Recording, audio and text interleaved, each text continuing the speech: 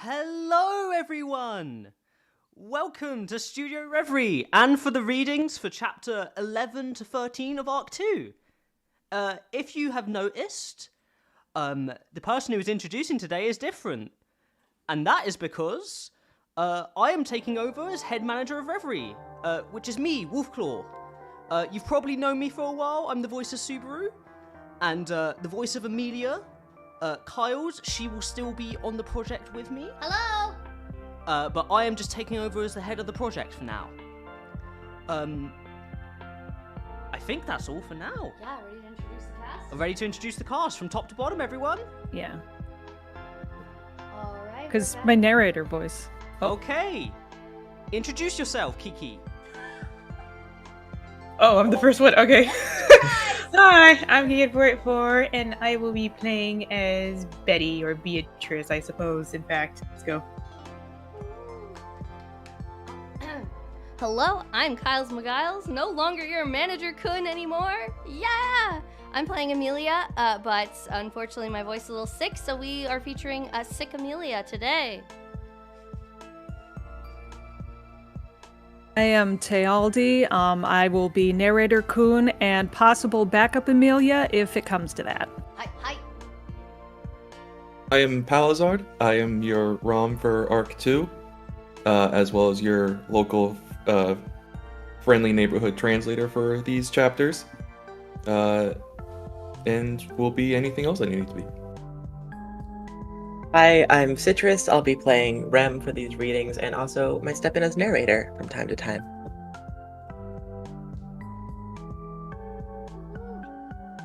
And I'm here too. I am going to be playing Roswell. I'm Gold. I am one of the co-founders of the project, and I am I'm totally more prepared for this than I sound. I'm just trying to change my profile picture right now, and give me a second. But yes, I'm here, ready, willing, cannot wait. Are you able, though? That's important. Oh, I'm able. All right. Oh, damn.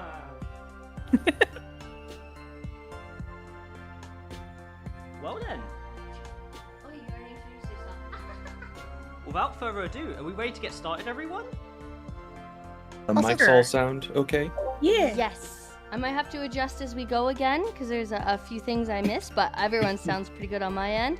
Also, I would like to thank our friend Palizard here and Belly for becoming members again for Studio Reverie. Thank you so much!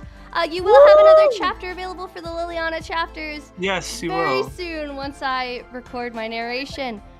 And yes, so that'll be out. And then once we're done, we'll be on a good track for the rest of the Liliana chapters that everybody can listen to them all at once. Yay! Please give us money. I like money! Also, just liking and staying subscribed and sharing us to your friends. Helps a lot, too. Thank you.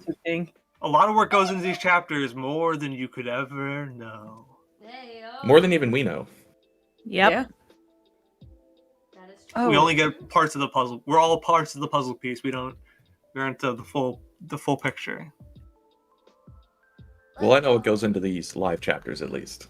That's mostly me. That is true. Ooh, while we set up for this chapter, who wants to be Puck? Our Vivi is gone.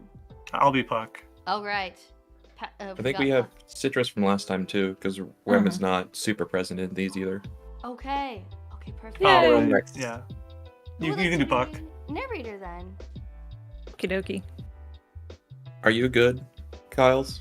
I'm ready to go. Also, thank you, Belly, for gifting 5 gift gift memberships. And thank you, Belly. Bob, for becoming a member. Thank you so much, Yes. Yay! You get a Thank free you all chapter. so much. Woo! Look at the chapter. Yay! Free Let's go. Numbers. Yay, chapter. Thank you, Belly. Did y'all mean to switch the background image for the stream? I did. I wanted to get everyone's opinion. Do we want the thumbnail for now, or is the pink background okay? I can never tell if it's too bright. The chat's really hard to see on that, if that's Yeah. important to anyone. I'll remove it for now. You might need a box. I'll make a box for next time. Put them in a box. Put Betty in the Oh, box. Betty in the No, box. don't put it in the box. Betty. Betty in the box. Clueless, I suppose. Just Put her in a like thumping. bookshelf. Just like, Yeah. Help! Yeah. Thank a you book so box. much, Green Warrior, for the Just put her in the front of the $4.99. book so We she really can't get appreciate down. you. Thank you so much. Thank you, Greenie. thank you, Green. Y'all make it worth it. All of y'all loyal fans who have stuck with us through thick and thin. Chicken tin. Let's go. All right. Okay, everyone. So we're going to be Alright. going through chapters 11, 12, and 13 today. Your Mhm. first two are going to be relatively short, but 13 is a bit longer than the rest. In fact, it's the longest chapter translated yet, and is more than the size of the other two combined. Yep. Let's go. Everyone ready? Sure am. Music is Ready. Sure am. All Let's right. go. Here we go. Arc 2, Chapter 11. Post-meal meeting. Once the drawn-out breakfast was over, everyone was getting ready to go off to attend to their personal affairs. Madame Amelia, please go on with your typical schedule. I'm sure you'll find a good time to speak with him later. Rem, same as usual. But before that, Roswell, the one swiftly giving out instructions, did so with the authority and dignity of the mansion's lord. His nobleness tended to be obscured by his grand collar, but, as if seeing through it and into Subaru's heart, he grinned. before that, introductions are in order, right? Luckily, all the residents of the mansion are here, so... Yeah. Thank you. Wait! There's not even that many! The entire household is only 5 people and an animal! Not even including me! Counting Bubby as an animal is beyond disrespectful, in fact.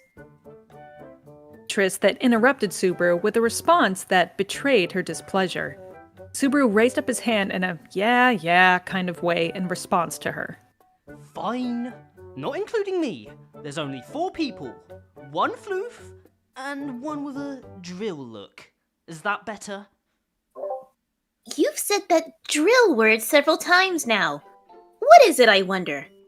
Well, a drill is this man's very soul! Romantic, right? Betty was foolish to listen, I suppose. Roswell, are you done with Betty, I wonder? Betty would like to spend some time with Bubby, in fact. Tired expression, Beatrice rubbed her eyes and turned to Roswell in an uncharacteristically little girl-like gesture. I am indeed floofly. In front of her, Puck, who was standing on the table, puffed out his chest and put his hands on his hips. While stating that, it made Subaru smile. I understand. You two don't get along very well. But you're going to be working together from now on, so at least try to be a bit more accommodating, if you would. Betty has already made all the concessions possible, in fact. Asking for any more would lead to trouble for even the head of the Mathers family, I suppose. Beatrice's voice went quieter when she made her intimidating remark. Subaru could feel the air in the room grow heavier from the sudden tone shift. Beatrice's words were the cause, naturally, but the change itself was unusual to Subaru. He had felt it before when he met her earlier, and he was now suspecting there was much more to the little girl than met the eye. It wasn't just her cheeky attitude or her drinking habit. There was something more fundamental about her that was just incompatible with Subaru. Hey, sorry to interrupt your scary threats, but who the hell exactly are you? You act like you're expected to be here, but I have no idea what your status is. Betty is not in a good mood right now, in fact. You, human, should watch your mouth, I suppose. Unless you would like to be turned to stone and shattered, I wonder. Responded to him with lowered eyebrows after he failed to read the mood again. Subaru unintentionally recoiled and gasped at her intimidating presence. Betty is the librarian of the Forbidden Library here in Roswell's mansion. Bubby! The intimidating atmosphere had been broken by the gray-haired cat who had casually interrupted. Said cat was nibbling on what would best be described as a rusk, something made by frying what looked to be bread ears and sprinkling them with sugar. So sweet! Yummy, yum, meow! Before you lose your mind due to the sweets, could you explain that in detail? Oh, you're just so fluffy! Ruffle, ruffle, ruffle! Coach Dan was about to ask him a question, but his hand had unexpectedly reached out and touched Puck's ear. Thus, the petting had begun again. Whilst being smothered as he liked, Puck digested the rusk at a quick pace. Roswell is a magician, as he said, and the Mathis family have a long tradition of being such. They keep a lot of books they don't want people to see. Betty here is contractually obliged to protect the Forbidden Library so that these books aren't stolen by the general public. That's right? Yes, that's right, in fact. Bubby is always right, I suppose. It seems like it's possible to communicate with her in front of Puck. I suppose that means all are equal before such gland.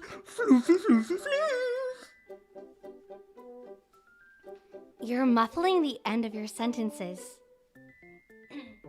Hurriedly pulled his hand back after Amelia pointed out his habit so harshly.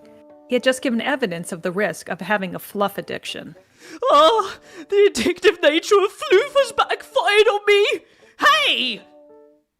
While Subaru was acting like a character from a tragedy, Beatrice was ignoring him and tentatively reached her hand toward Puck to touch his ear. The sensation must have surprised her, as her cute face relaxed into one of bliss due to the feeling coming from her fingertips. Subaru gasped at the charm that finally matched up with her appearance, while Puck continued to devour his rusk, oblivious to the fact his ear was being toyed with. Subaru turned away from the two, then peeked his head back over his shoulder toward them. Not like I'm jealous that Puck's cheating on me. Such cold words, Subaru. Meow and you are in a relationship, right? She's just a child. Once I get all I can get from her, I'll toss her aside. Bubby is cruel, in fact. But so soft and fluffy. Oops, so sorry, sweet buddy. I'm lying, obviously. You're special. Of course you're the most important thing to me. Cat was behaving like a villainous manipulator, strategically toying with the love of two different people. Amelia, with her hands on her hips, intervened between the two whose feelings were being shaken by his devious attitude.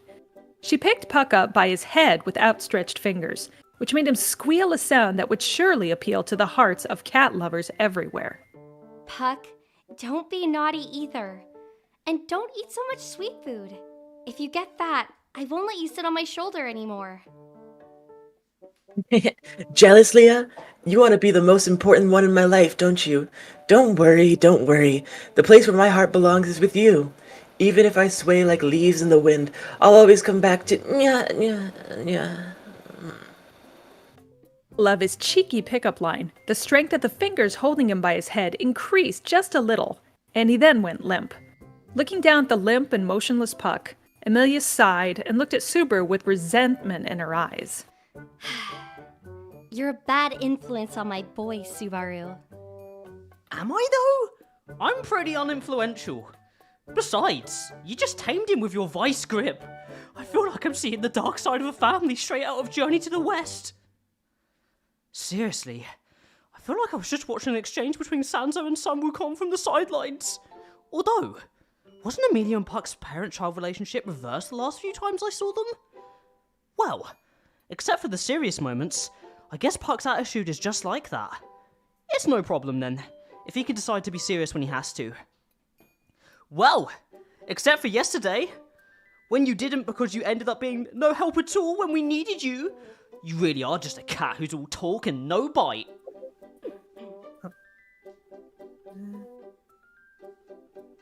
Hold on, I lost my way. That's fine for Bubby, in fact. Just being around is enough, I suppose. Anything else simply adds to Bubby's charm, in fact. Your obsession with him is pretty horrific! That being said, Keeper of the Forbidden Library is tickling my nerd fancy, so more about that in detail, please! Had pointed two fingers towards the girl, with his hands shaped like pistols. Beatrice, put off by the gesture, softly played with her drill-like pigtails. Then she reluctantly responded in a soft voice. Bubby covered most of it, in fact. To put it more simply, It was the room you entered before, I suppose. Ah, yes, the one filled with books. Appalled seeing the vast amount of books in the library, enough to have made him worry the floor might give out. Wait, if all those books were forbidden, that would be almost criminal, wouldn't it? A forbidden book, such a wonderful term that grabs the hearts of men and never lets go. If I remember right, back in middle school, when my blue balls were at their peak, I used to tout the treasured books that could release those blue impulses as forbidden books! For some reason, the Kendo Club to which Subaru belonged boasted an overwhelming percentage of forbidden books in its possession. So much so that there was a special storage room under the floor of the Kendo Club room in the club activities building. The Kendo Club had a history of having a quarrel with the baseball club. Information leaked during a cultural festival with other schools, and the forbidden book storage room was unexpectedly set on fire just before graduation. The Kendo Club's clubroom was closed down, and the surviving treasures were scattered to various places.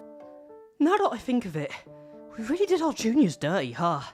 The Kendo's forbidden library has been passed down through the generations. I miss the nice and orderly collection, sorted by genre, era. Your question was answered, but Betty can tell you are now thinking about the stupidest thing in the world, and it's pissing Betty off beyond belief, in fact. Your crunchy food is making you grumpy. Try a little fish. A little calcium will help you calm down, and maybe even grow a little taller. The height difference I have with Amelia Tan is perfect for hugging, you know, as well as for doing other rom-com stuff. Tried to pass off his appreciation of Amelia as advice for the offended Beatrice, but Amelia seemed to either ignore or miss his fantasy talk. Instead, she raised a finger to bring up a different point. Hey, Subaru? Hold on a minute. Did you just say you entered the Forbidden Library? As a matter of fact, I did. I was headed back to my room to sulk and to try to sleep, but that drill lolly went and made it her workplace. What's more, after that, she took all my energy. It was like straight out of the Yakuza handbook. Turned her head away from them at Subaru's accusation, and Subaru's already evil-looking eyes turned even more sharp and narrow. Beatrice, you didn't invite Subaru into the Forbidden Library, did you? That certainly did not happen, in fact. Betty would never expressly invite such a lowlife like him, I suppose. He managed to guess the solution to the door crossing correctly, in fact. Your elegance is slipping away from your tone, little lady.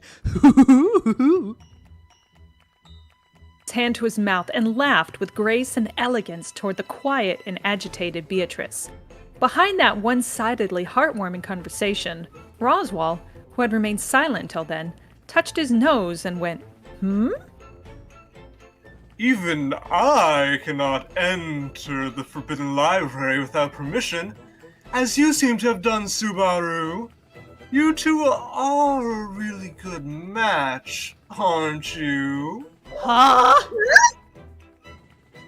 Looked at Roswell, upset. In unison, they both then turned their heads back and glared at one another. Then, still in unison, they both pulled their lips into a grimace. You too. Your faces are like mirrors. The cutie Betty and this thing? That's a bad joke, in fact. Same here. For starters, I don't have any lolly traits. Not even I find that comparison very funny. I couldn't even laugh at... Now he's acting serious, I suppose. This is unbearable, in fact. You can handle the rest on your own, I suppose. Beatrice had finally lost her patience, as Subaru began shadowing his face to make himself appear dark and serious. She got up from her seat and stormed off toward the dining room door and pushed it open. What the... Where's the hallway? It was a reasonable question, as beyond the door was supposed to be the connecting corridor that led to the center of the mansion. However, the door had opened up into the same library Subaru had entered before instead. Beatrice, who had already stepped inside the forest of tightly packed books, looked back at Subaru with a proud expression on her face. Behold, the door crossing, in fact. You should burn it into your eyes as you tremble at its grandeur, I suppose. Betty doesn't want to see your face for some time, in fact. Door slammed shut as hard as it could have, the figure of the small girl vanishing behind it. Subaru's eyes widened in shock. What surprised him even more was when Ram opened the door again without any prompting. The door, which had been slammed shut just a moment before, opened slowly, revealing the same passageway that Subaru had used to reach the room he was in. It was hard for him to believe that just a moment before, it was connected to the library. I see. In other words, it's a spell that can connect any door in the mansion to your room. That'd be perfect for a bedroom hermit. You understood that very quickly. I don't know what this bedroom hermit thing is, though. They're parasites that stay in their rooms and don't come out unless they need to eat or bathe or something. I see. Yes, Beatrice is certainly a bedroom hermit. Betty can hear you boys, in fact! Closed the door. It had opened again slightly from the other side, and Beatrice was peeking out, staring at them. This was right after her having said she didn't want to see Subaru's face. Subaru put his hands on his hips and took small steps, mimicking the flapping of a bird's wings. Oi, oi, oi, oi, oi! What's this? What's this? You left so suddenly and fiercely. So what's this? What's this? You forget something? That's the problem, I bet. Hey, hey! How do you feel? Hey, how do you feel now? It was an explosive NDK, or what's this dance. The response in return was simple but powerful. Beatrice extended her palm towards Subaru from the door, and he was blown away with magical power. Buongiorno! Subaru's body, which couldn't necessarily be called light, was flung through the air, as if it was, by an invisible mass of air. He was blasted away, losing all sense of up, down, left, and right, and was even flung over the table and into a wall. The two maids quickly rushed in to stop the pictures on the wall and the furniture on the shelves from shaking. As they did so, like a perfect combos follow-up, they kicked Subaru, who had fallen to their feet, without any hint of mercy.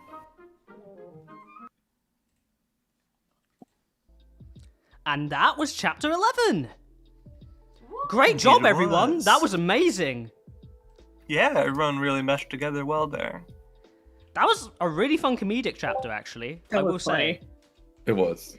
The interactions between Betty and Subaru were absolutely priceless in that chapter. The cute cutie Betty. The cute cutie Betty, indeed. Betty and that thing. Dang. That parasite. I will Good say, face! there's a rather interesting reference in this chapter where Betty says she'll turn Subaru into stone, which is kind of like a reference to the offensive spell Minya she has in Arc 4, Oh, 100%. Yeah. which is some really nice foreshadowing, which I was not expecting. Minya!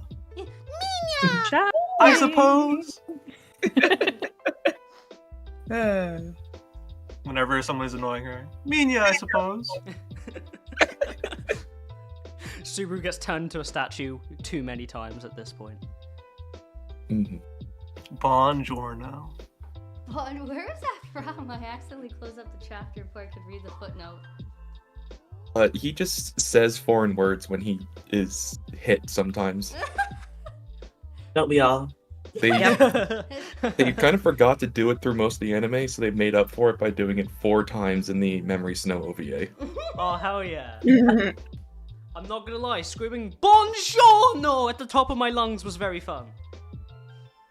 What an odd quirk for them to fucking forget. Mhm. It kind of adds so much character. Yeah, I wish they had remembered it. Bits of languages. Allow me to scream hello in Italian as I'm being flung away. Scheiße! Yeah, there's another one in the coming chapters that I had to throw in a pronunciation guide because it's not nearly as common as just buongiorno. Buongiorno! Can I just say, Subaru the web novel is way more cursed. Like, all the references he makes to his high school days all just seem like Yeah. really gross. Like... Yeah. I think this was actually his middle school days. Oh, yeah. Wait, you said GJ even then, goddamn. Yeah. Man. He's I that wrote one kid I Jesus. absolutely hate teaching. Like the little shithead that just causes all the pain, and you're like, can you not make it my there problem? is. Please. Yeah. We're giving Kylie PTSD. PTSD. Oh, you're giving me current PTSD because I work with 8th graders Oh, that's right right. now. Couldn't Yeah. be me. I'm How's that so going? sorry.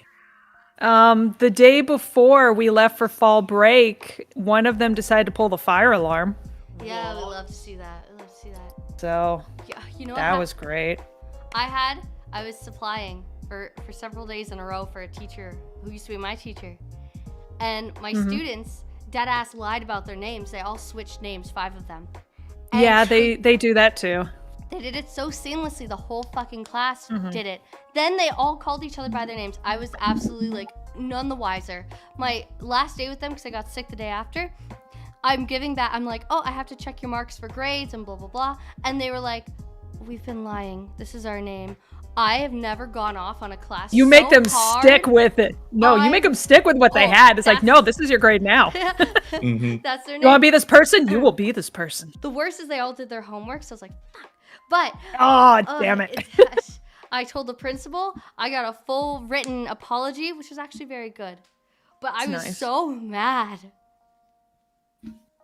No, our team of 8th graders, in 1 week, they made 2 different subs walk out Oh my of god. the class. I don't go with middle school.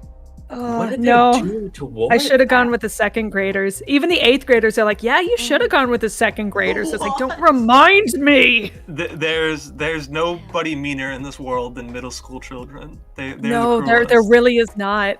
They're vicious. And they're not just mean to they're mean to each other too. They're just mean. Oh, they're so mean. And they're Middle schoolers COVID suck. mean, too. Yeah. I never got this crazy when I was in school. Mm. I mean, you got the occasional fights, but outside of that, it was pretty chill. Yeah, you would respect That's your the thing. teachers They to a don't degree. fight. They just pick at each other and like push each other. Like they don't full on brawl. Oh, It's my just the little They're always aggravations. touching each other. Yeah. It's weird. Like, why are you doing this? Hands to yourself. that- What? How old are we? How old are Yeah, we? it's like- Hormones. They're going. It is. Yeah, that's it. Middle school is basically just hormone soup and it's vile. Hormone soup. Good soup. It is. It's gross. They don't my have least an favorite entire kind of food. forbidden library under the floors to take it out on. Ugh. That is the. Did someone set fire to it during a cultural festival? Yeah. Yep. Yeah, can I just say, it's kind of wild how that part of Subaru's backstory has more thought to it than some isekai protagonists do. hmm Like, why is there a whole backstory to this one event in his life? Why do we need to know this? Why is this important? Because we didn't know that he was a D-Gen. Yeah. If We didn't need to know this about the already- spicy magazines he has underneath his Kendall Hey, Club. hey, Subaru yo. insulting Beatrice by comparing her forbidden archive of unknown Oh, lore yeah. and mysteries Oh my to God. a porn Illiterate stash. reading material. Oh my god!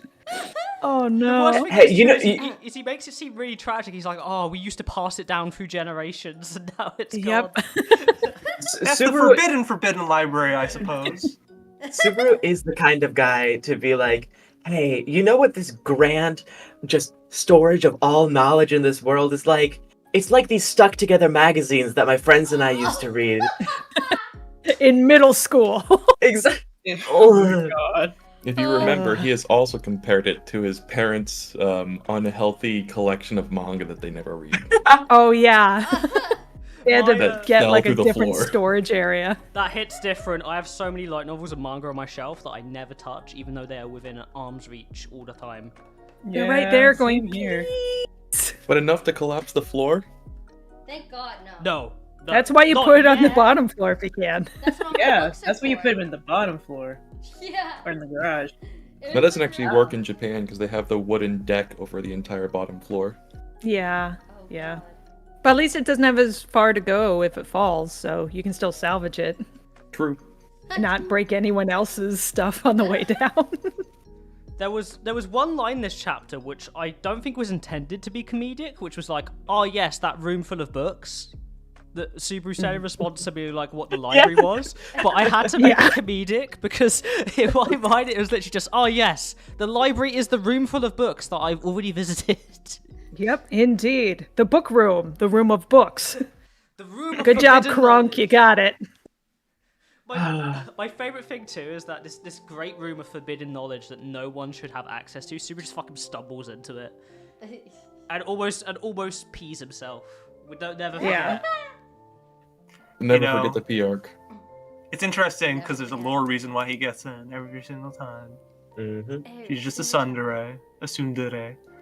Yeah, as evident here, it's like, I never want to see her face again. Slams the door, but has her ear pressed against it, listening in. Yeah, are they talking about me? Are they saying anything? I love the way you added off-screen with that part corner as Yeah. well, just the off-screen Betty. Still hear you. boy. Yeah, I just scooted back. It's like, okay, he's off screen. So Stage direction. Yep. I may have been reading some stuff with subtitles on YouTube at the time. That influenced it Oh, there. yeah. All right. All right, I think we're good for next chapter, right? Yeah. And who wants to do the narration for this one? I can do it still. I'm good. Okay, I think everyone else is in this is one. reading Yeah. in this one, yeah. Yeah, I got it. Alright, give me 1 sec to heighten my voice back up and we'll be good to go. And Titan.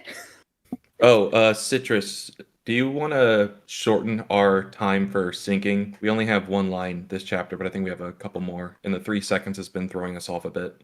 Yeah, we can just like go immediately, honestly. Like I a was- quick second. Yeah, I was going to suggest immediately too. It worked for Wolf and Kiki that time, so it should work for us. Yeah, Sounds good to me. It usually works the best when you do it that way, because even if it's slightly off, it's still pretty close. You just kind of sense it, you know. Mm. Yeah, you just kind of sense it. That's, Yeah. okay. Feel technique. the moment. Yeah, just try to speed run that 3-year connection already. Come on, guys. Come on. Yeah, come on. Go. I just got here. It's actually crazy. We will be hitting 3 years in March, though. Don't make me feel old. Ooh. Trezzy comes running in like, yeah, I'm 3rd year college. We saw him go off to college. It's so, God. God, I feel ancient. like- Oh. I tell you what, though, this has been a very consistent thing throughout the years. It never Consistent goes and away. Consistent, yes. Well, no, but it never goes away. It's always here, no matter what. That is And I true. love that. It's very special. Hi. You all ready to go? Are all my Yeah. wonderful employees ready for this next chapter? Damn. Yes, sir. Aye, sir. Yes, I suppose. Very, very, I saw very everyone good. know I Hi, never did this shit Wolf-sama. to you. We The have power another immediately went to his head. Yeah, fuck, goddamn regret. Hey, I'm One get- chapter in and it's I'm get- already. I'm getting into character, okay? Oh, God. All I'm a right. Method actor. Okay. Oh God, no, I'm not one of those cringe people. calls wages. Oh, no. Oh, Oh. please don't. God. All right. I will disconnect. Good luck narrating now. No, I wouldn't do that. Everybody All right. ready? Let's do it. Yeah. All right. Arc 2, Chapter 12. Compatibility of an incompatible pair. After blowing Subaru away and catching her breath, Beatrice softly smiled in satisfaction. What a sad state he is in fact. Bubby, over here. All right. See you later, Leah. Called by the beckoning girl, the fluffy, floating puck headed towards the door. The girl welcomed him into her palm, closed the door, and ended her turn.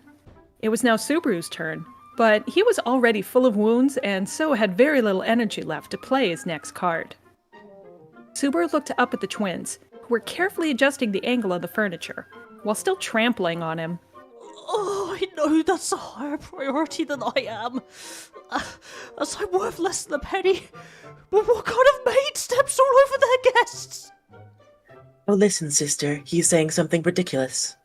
I hear him, Rem. He is spewing degenerate remarks. Rude! Well, if everything's alright, then get off my back! I can see that you have pink and blue underwear too, but that's the only thing I appreciate about the situation. Button crash on! Twins had stepped on his face, interrupting his speech. While Subaru stood up, bearing footprints on his face, the twins just stared at him, their hands and faces pressed together. So, dear guest, Subaru, You are to be our colleague, correct? So, dear guest, Barasu, you are to be a servant too, right? Hey! What if you turned my name into a blinding curse? A well-known term that every elementary and middle school-aged child will get exposed to at least once. The pink one, who had unintentionally made a reference to the real world, tilted her head in confusion. Regardless, the girls had a point. That's my position then. I'm now in the role of manservant? At least for now, it'd be best for you to assist Ram and Rem with their work under their direction. Are you dissatisfied with that? If I have any complaints, it would only be with myself for mixing up a request to hire with a request to care for me. But I may as well make the most of it. Perhaps seeing the sight of a man working hard might make the girl I like swoon. A man is only a man when they work hard to contribute to society.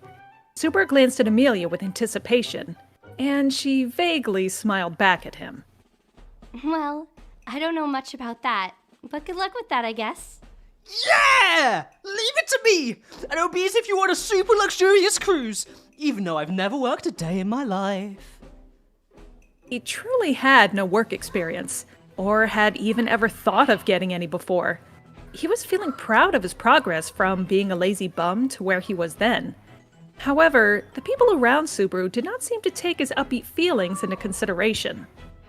Sister, Rem was a fool to believe her work would get any easier. Rom was stupid to believe she could start slacking off a little. Sister, we need to work on hiding our true feelings a bit more! Made no attempt to hide their disappointment in him. Subaru tried his best to defend himself, but even Amelia, who was standing beside them, sighed wearily. Subaru felt like his heart was about to break. Amelia seemed to notice the pathetic look on his face, as she hastily spoke up in response.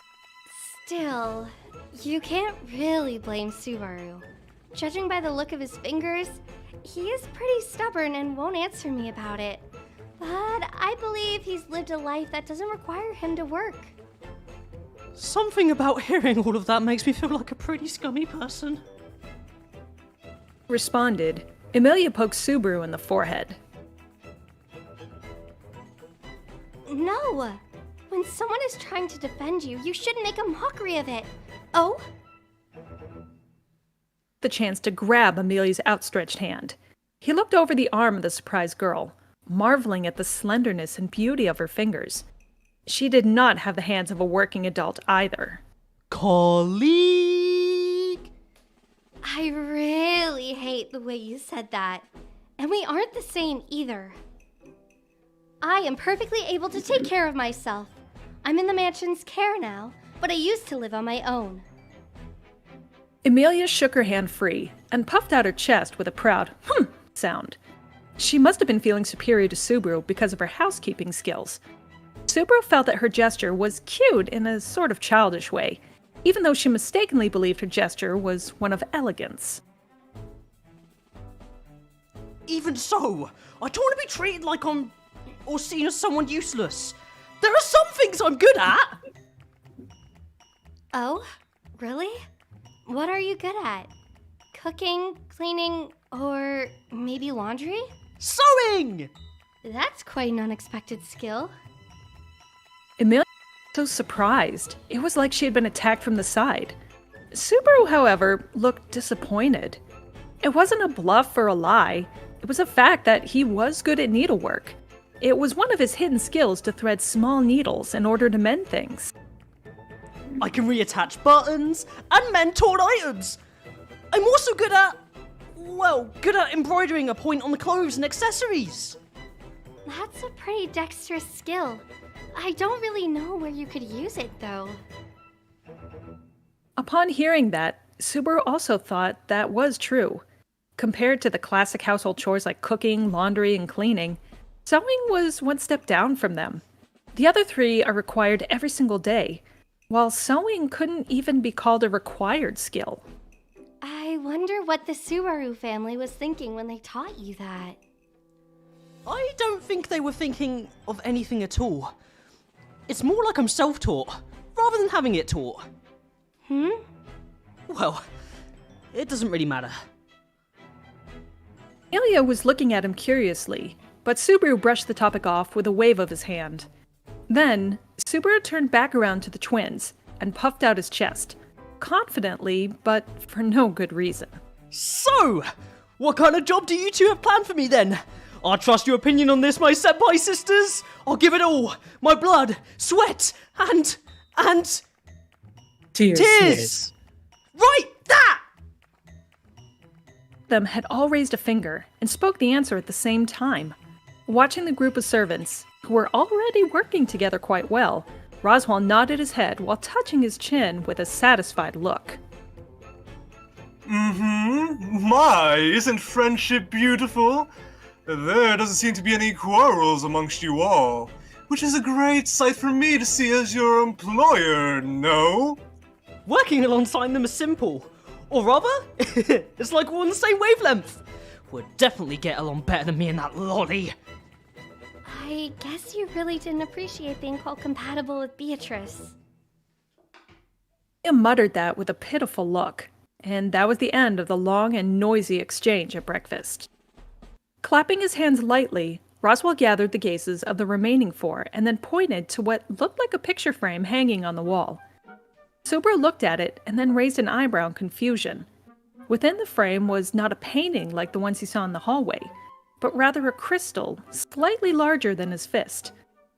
The crystal was a slightly darker blue than deep water, and was clad in a bewitching light. When the gazes of the five of them were pointed at it, Roswell raised a finger to point at it as well.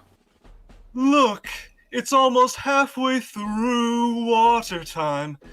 Time is limited, so let's hurry along. Rem, do as I instructed earlier. Madame Amelia, please be sure to stop by my room at some point. Well then, off you go, everyone! Roswell's final words, the post-meal meeting was completely over. Rem quickly began to clean up the dishes on the dining table, and Amelia let out a tired sigh as she thought about her future schedule. Roswell walked up to Subaru with a bouncy step and patted him on the shoulder. Well then, I'm looking forward to you working for me. And this goes without saying, but since I hired you, I will, of course, be paying you. So don't you worry about that.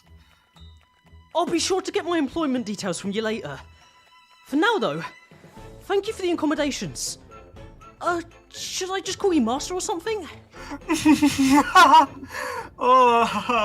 Rosie is fine, so long as it's not in front of any guests. It is surprisingly refreshing to have someone call me by a nickname. He winked his yellow eye, waved his hand, and left the dining room. Just before that, though, he gave a slight look towards Rom, and the pink-haired girl blushed while nodding her head repeatedly, like she was given some sort of silent instruction. The twins tended not to show any sign of expression on their face or change their tone of voice, but that stoic attitude seemed to break only when they were dealing with Roswell. The term loyal dog crossed Subaru's mind. Then Barasu? So, you're sticking with that, are you? Yes, I am, Barasu. Master Roswell has asked that I show you around the house first. Follow me and do not get separated. Don't worry, I'm not Amelia Tan. I won't just wander off. Subaru. Amelia puffed out her cheeks at his teasing words. Subaru cracked a smile, enjoying the sound of her separating out each sound in his name. He pointed a finger at her and responded. I didn't mean any harm. You won't be able to turn into a beautiful, graceful queen if you can't even take a joke like this, Fraulein. What's a Fraulein? Just another thing for you to learn about. Life is like climbing an endless mountain path without any gear. If you neglect to learn anything from the items you collect along the way, you'll drop out at the third checkpoint and never reach your destination. Amelia got totally quiet, seemingly stunned and impressed by what she had just heard. That's rich coming from a man like me, who dropped out halfway through his school career. While inwardly hurting from self-depreciating recoil, Subaru turned his attention back to Rom. Well then! I hate to have to leave, but we should get going, right, Senpai? Indeed we should, Barasu. We shall see you later, Lady Amelia. Rom raised the ends of her skirt up, curtsied, and started heading towards the door. Subaru started following her swaying pink hair, before Amelia stopped him to say one more thing. Subaru, try and do your best. I will be too.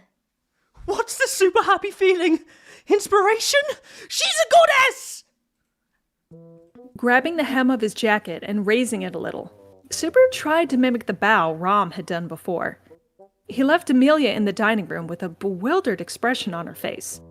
Rom, who had stopped and waited in the hall, had witnessed Subaru's gesture, and her stoic face turned into a frown. There's a difference between what's expected of a maid and what's expected of a manservant. I know. But if I'm going to be housekeeping, I want to do it elegantly, and in a glamorous fashion. Wait, do I get a uniform? Subaru felt that it would indeed be tasteless to start his life as a manservant in a tracksuit, even if it was a versatile material and easy to move in. After all, when you're sent to work in a nobleman's mansion, you want to wear sophisticated clothes. Besides, I think formal wear looks pretty good on me. I agree that it is important to dress well. The right clothes for you, however. I'm sure we have something. In that case, I should start by getting the put on. I'm the type of guy who gets the hang of stuff better when I take the look the part. Like I start preparing for exams by cleaning my room and desk, to make it easier to focus on my studies. He never got around to actually studying. Subaru gave Rom a thumbs up and flashed a toothy smile at her. Rom then held up 2 fingers between her face and his body, and started to look him up and down.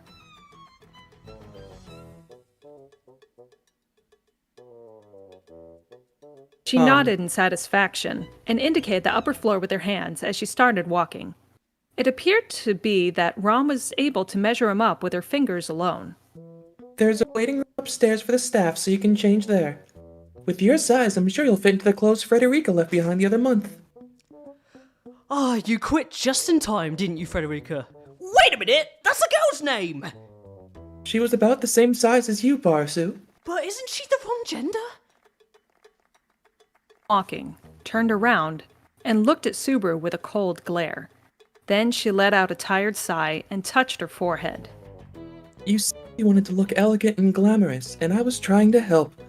So what's the problem? If I was Amelia Tan, that would be one thing, but who's going to get anything from me wearing a maid's outfit? What if I suddenly like it and realise I have some strange kink? I don't want to risk developing that, even if it's a possibility! To this world, he had already developed various new sexual proclivities. If the door to cross-dressing got opened, there'd be no trace of the original Natsuki Subaru remaining. Rom reacted to Subaru's yelling by covering her ears. Then, she peeked at him when he started breathing heavily, and spoke up with a fed-up look on her face. I can't do this without Rem. Time to go. You take going at your own pace even more seriously than I do, Senpai. You must need an unshakable will to survive here.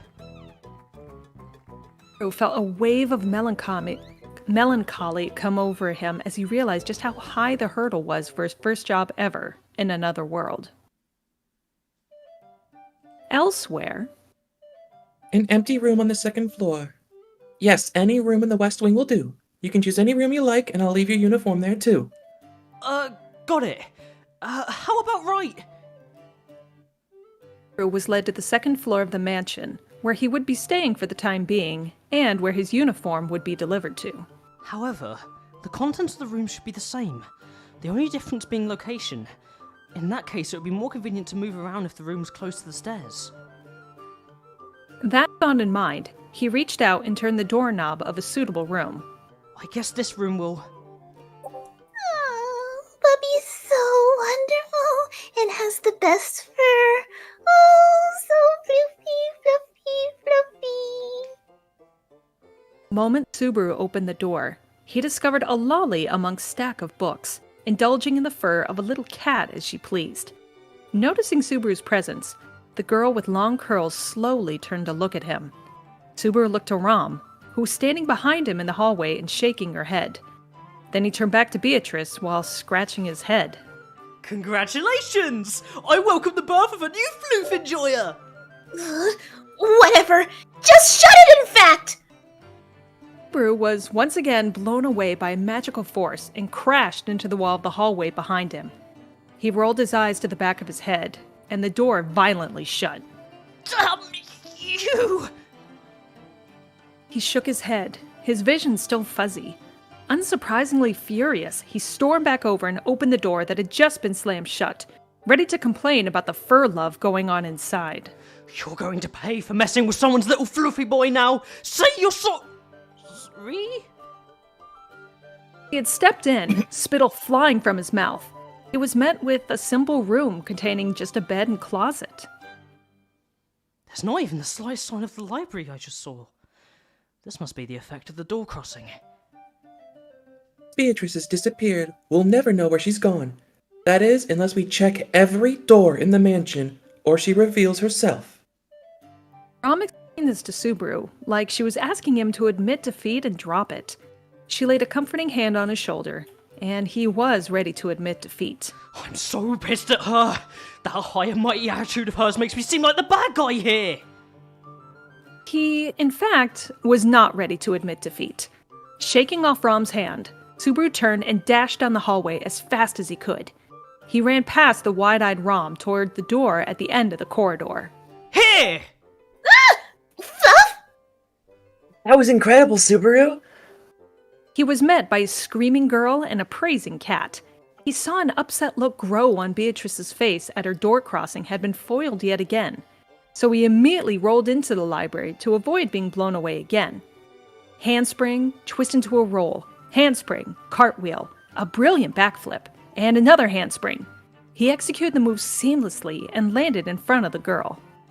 Amazing! 10 points! You kicked up the dust everywhere, in fact. That's only because you don't clean your workspace properly. Also, you shouldn't bring cats around this many books. They'll claw all the thick covers. My claws are trimmed by Leah, so no worries there. And Beatrice were both yelling at one another when Puck muttered this, lazily, so his words did not reach them. The two's angry shouting exchange was so loud, it seemed to echo through the manor. Rom, who had arrived at the door to the library after a small delay, watched them arguing before making a soft-spoken remark. Whether they get along or not, they definitely seem to be quite compatible. That's not true! Ooh! The mansion was shaken by their synchronized cries that morning. Amazing job, everyone! Chapter done. That was an awesome I love chapter. That was so cute. Where the It fuck is. is this in the anime? That last part's The there. last part's in the anime, guess that's but it's trimmed down even more. Yeah. Boo. It's actually extended. They Wow. take the Beatrice scene from the previous chapter and combine it with this one. That's true. But they did trim off like the cartwheel stuff, right? He does only a single roll into the room and like, Parkour! grabs the inside of the blowing door to keep himself in. But not 5 gymnastics, I no. really enjoyed all the graceful gymnastics and Puck rating it. He's like, yes, 10 points. Very good. This is the ReZero I missed. Well, they're not dying every 2 seconds. Yeah. Don't jinx it. Fuck. Oh, get ready. Can I just say, Gold, your Roswell is scary. Why is it scary? Why are you afraid of something, huh? It's 'cause No, you- keep it scary. yeah, We need it keep for the keep next yeah. part. Keep it is good. Yeah, you kind Yeah, of it's hot. you fit the vibe of the scary Roswell so well. Yeah. Kyles, I heard that. Oh my gosh, Amelia sounds like like 3, I don't even know, octaves lower than normal. Honestly, it's cute in a different way. It's the web novel Amelia, who's sassy and stands up for exactly. herself. And Yeah. And it's way more fun. Yeah.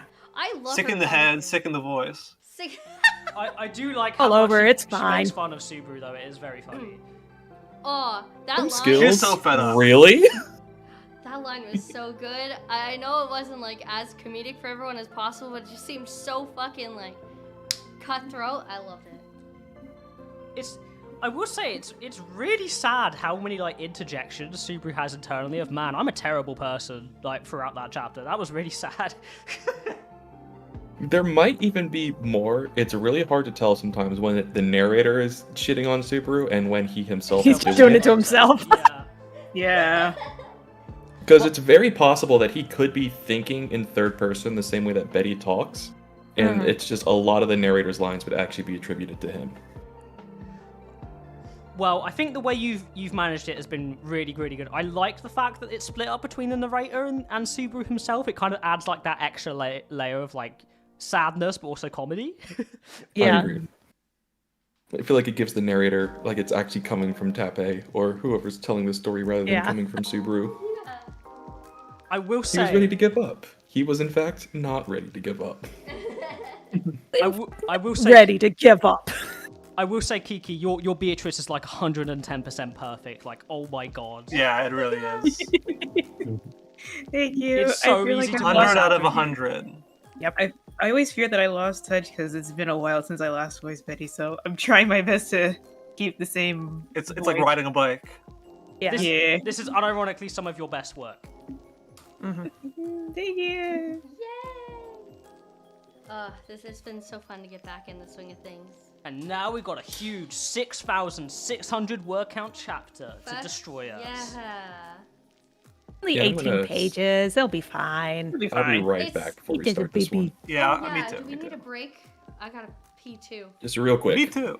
Okay, well, all right. Well, Wolf and Let's Kiki synchronize keep our everyone peas. entertained. Set your watches, go! Enjoy your allotted break time, my employees. Oh, great. But I'm timing you. Be back here in 3 You will minutes. not be paid for this time. yes, sir. Yes, sir.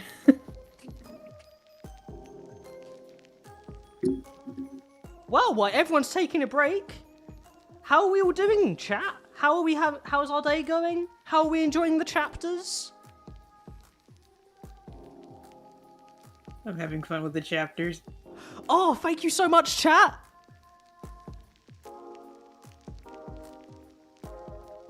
Don't forget to use this time to make popcorn here in the audience. I mean, Popcorn, or if it's like, I don't know, depending on your area, it could be like popcorn, or get some breakfast or lunch, maybe even dinner. you know, I Or mean, you we could have an spoil it. international audience and an Get international cast. Nommans. If you want to spoil yourself, you could go for dessert. Ooh. Is all time I for could go dessert. for I could go for like a chocolate pudding right now. Ooh, yes. Yeah. Also, I'm working on a very, very poorly done Beatrice meme right now. Oh, the Yeah, best it's okay. memes are scuffed. Yeah, Yes. I'm surprised this hasn't been done sooner because it's right there. It's there for the taking. Yeah, it's that one Tomcat image of him reading the newspaper. Yes, I love that image. Yeah, I'm trying to poorly Photoshop Beatrice's drills on it. Nice. It looks good. Hey, the worse it looks, the better. Yeah. Wolf villain arc. Ayo. What happens when you become the boss? You become the villain. I am Yep. back. Welcome back! Wolf, do you count as British still for the international cast, or are you Canadian? I am not Canadian yet. Canadian. I am not Canadian yet! And when So I am still Canadian, British. I will be British Canadian, thank you very much. Yeah. Straight Canadian. What is that, Quebec? I will never fully integrate. Sorry, Yeah. not say that one. No, not Quebec. Ugh. This is what the British have an ownership over Canada still in a way. Not And that is all just because Wolf is here and he is more British than he is Canadian. exactly. Damn. Exactly, Gold. Not only are they French, they're not even Yeah. real French, they're knockoff French. French I light. wish they were real French. This guy no Discount longer says French. crisps and chips. He says fries and Oh. chips. I don't Aw. say Welcome to the light side. Yay! I don't say that when I'm talking to other people. I always say it when I'm talking to you, so you understand what I mean.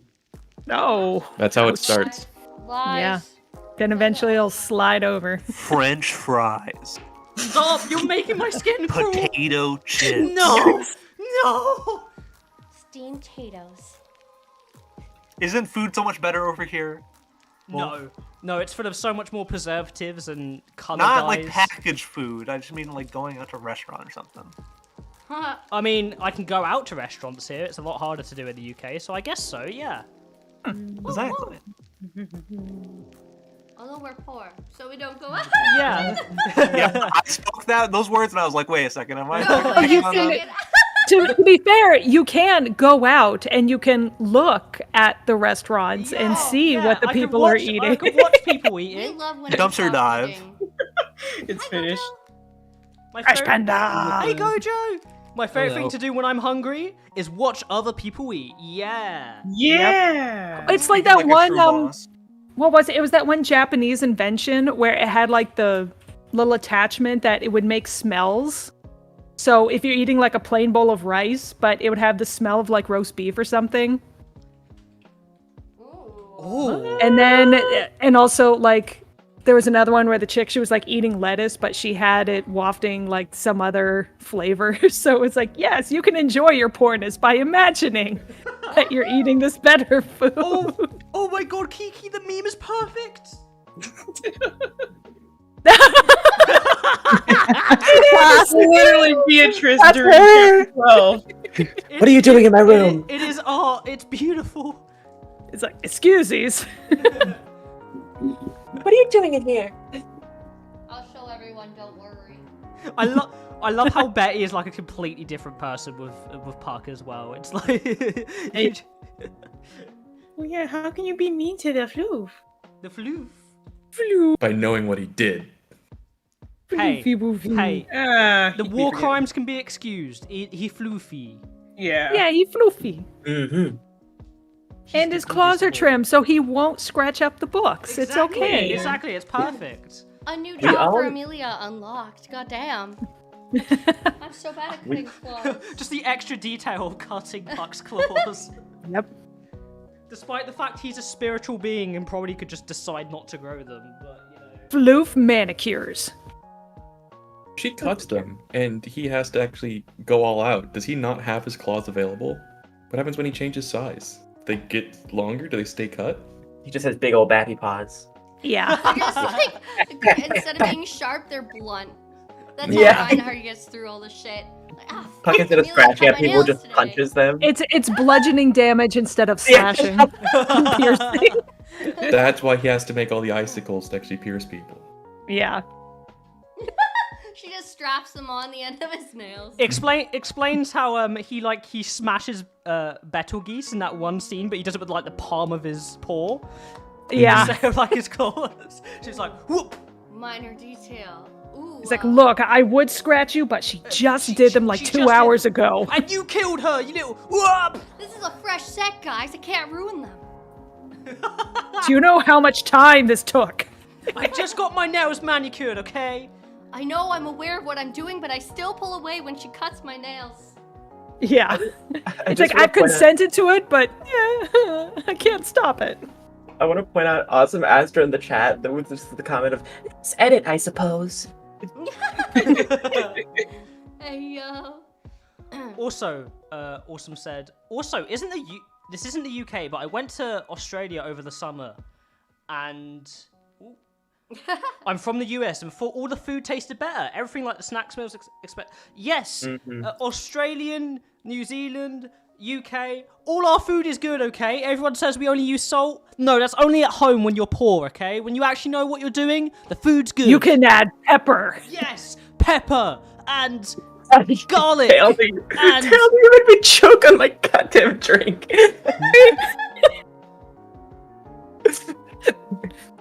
And Fretty says, would Studio Reverie ever do a D&D campaign? Ah, Gold. Well, this is in the works. Nani? Gold's about to have an aneurysm because of me. Yeah.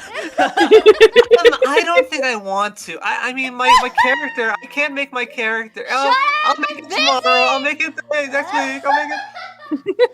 Alright. Me As you can tell, struggling, it has been so- discussed. It's been in the works for about 2 years now, and I keep fucking around, and I'm finding out. I'm finding out. You're going to find out soon I keep enough. telling you, you could go off with Nah. other people. There's a lot. I'll come in for fun. What I want to do with you. Damn, we're writing on. Ooh. Okay, well, that's give great. me till the new year when we move, and I know how to teach, so I'm less stressed. When you figured it out, yeah? when I figure out how to Yeah.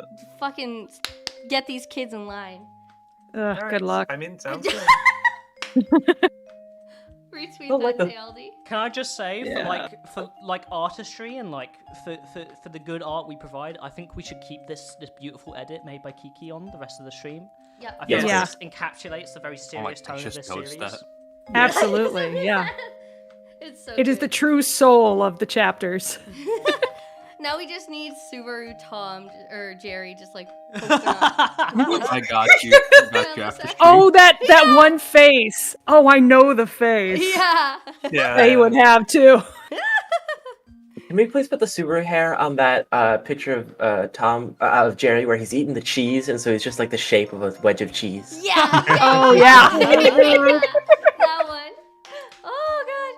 Okay, someone can edit that while we read this chapter, and we'll put it up. That is so good. Just so everyone knows, this chapter does go loses the comedy. Oh. Oh. Oh no! Get the laptop. Man. Not the loop. The Brother, funny's give me the over. loop. Wait, you mean I have to be serious and not be funny? No, you don't. Everyone else does. Oh, Subaru never does. damn. Okay. He doesn't get Maybe serious like for a life little bit of incident. sincerity, but that's it. Honesty's lame. Okay, everyone lies. I didn't say honesty. I said sincerity. Good Yeah, that point, is but different. still. Hi, Gojo. I didn't see you there. Hi.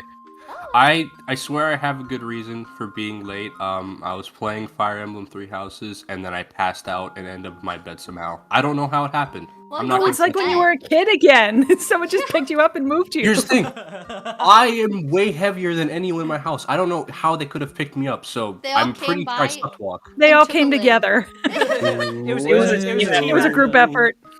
Team effort of two people putting me in a wheelbarrow, probably. A wheelbarrow. You know, there's sometimes I fall asleep on the ground and I pray that someone will pick me up, put me to bed. But usually Wolf is either in bed or he's playing Aw. games and I wake up and move in. Also, get I'm older like and twice your size. I'm big. I can pick you up easily. I just never. You never tell me that you're gonna go like chill out, and I've never seen you asleep on the floor before. I only do it on occasion. On occasion. The I like floor's to comfy. imagine. I like to imagine it was just my mom ordering me to go to bed, and I just slept walk there, More than likely. That's also a possibility. Very real. which is creepy because I don't know my sleepwalking guy. He does weird things. He says weird things. What? He cannot be trusted. If you see this man, don't believe anything he says. I've been telling people in my house, if I ever say weird shit while I'm sleepy, please record it because I might not remember it. It wasn't me. Hey, well, me. Wasn't me. Welcome, welcome, Cameron. Thank you, thank you. Good morning, I think. No, evening. Yes, not morning. I Good morning. woke up. I literally just woke up. It's like 5 a.m., right? Mm-hmm. Oh my Oh, god. Are you God. okay? We love you. Yeah, I'm great. We'll wake up with a beautiful. We'll serenade you. You missed Subaru's dance that he has to sing along to. No. It was a whole ass routine. Yep. I have a question for Palazard. Yes. Do you want silence at the beginning of the chapter, or can I play one of the goofy tracks? The beginning is silent. It has the sinister music starting partway into it. Okay, got you. Can do. I was trying to find like a cricket noise ambience for the second scene for the chapter, if you have that, to play through most of the background. Oh, just regular crickets? Like just generic nighttime ambient Absolutely. sounds. Because that can go through most of it until I have the music set to kick in for the second scene. Perfect. I think I timed it properly, but we'll have to see. Directorial debut, basically. That ambience, no copyright. Perfect. Found it. We're solid. Before we start, I just want to make sure, like, Gold, hey, are you okay with the first scene for this next I'm chapter? fine, yeah.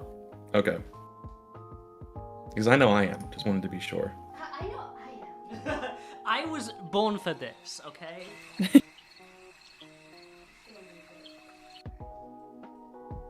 And Tail, are you good for the whole 18 pages?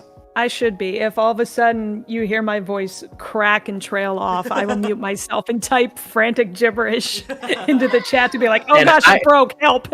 And I will come to your aid. Thank you. Team. It shouldn't. I've never done it like mid-recording, so it should be okay. All right, here we go.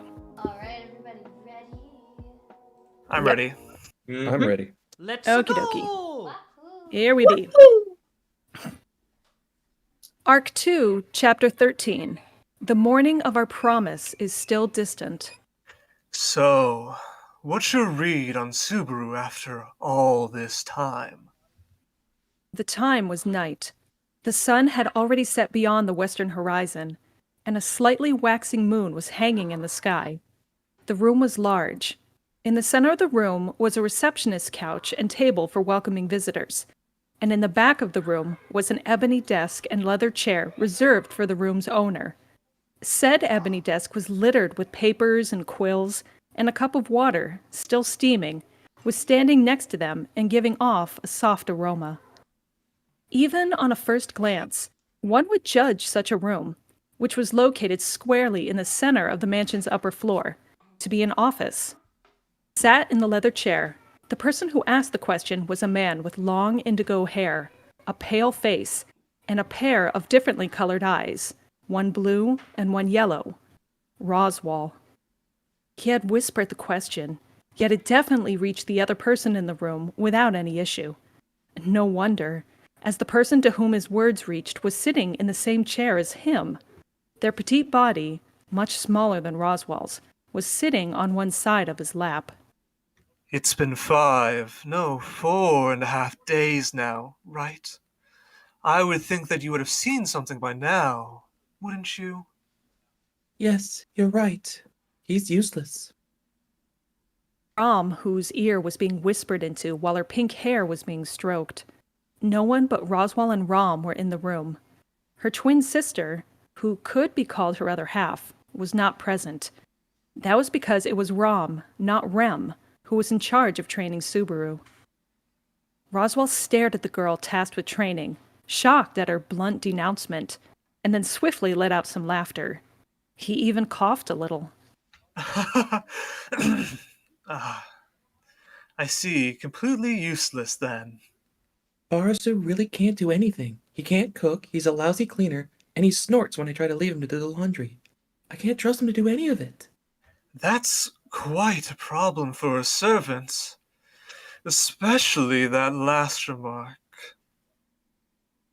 At her master, who was smiling wryly as if to say, "At that age, I suppose it can't be helped." And then she considered the past 4 days. Any time she thought back over that short but intense time, even a casual observer could see her beautiful mask of indifference distort and strain. It's rare to see such a look on your face. Is he that bad?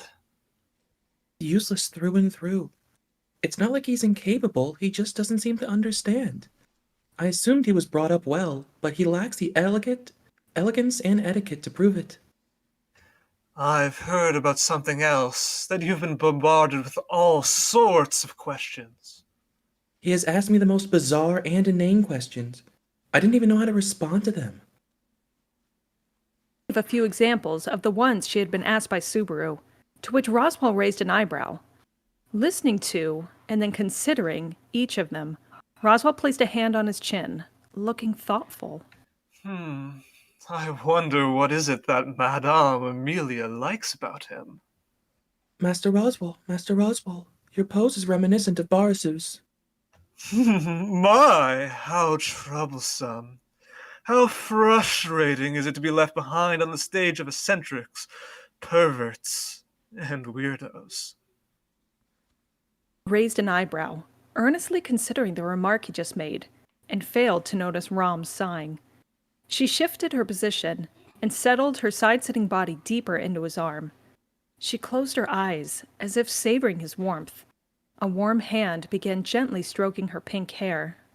So then, Rom, time to be serious. What is the possibility that there's been any spying? Oswald transitioned to that topic without smiling or changing the tone in his voice. He hadn't specified who he was talking about, but Rom knew who he meant. With her eyes closed, she thought of a man, though not the man whose warmth she was savoring. I can't deny the possibility, but it looks pretty slim. Why is that? For better or worse, he stands out too much, in both a good and an especially bad way. There was the way he entered the manor and everything since, not to mention he himself.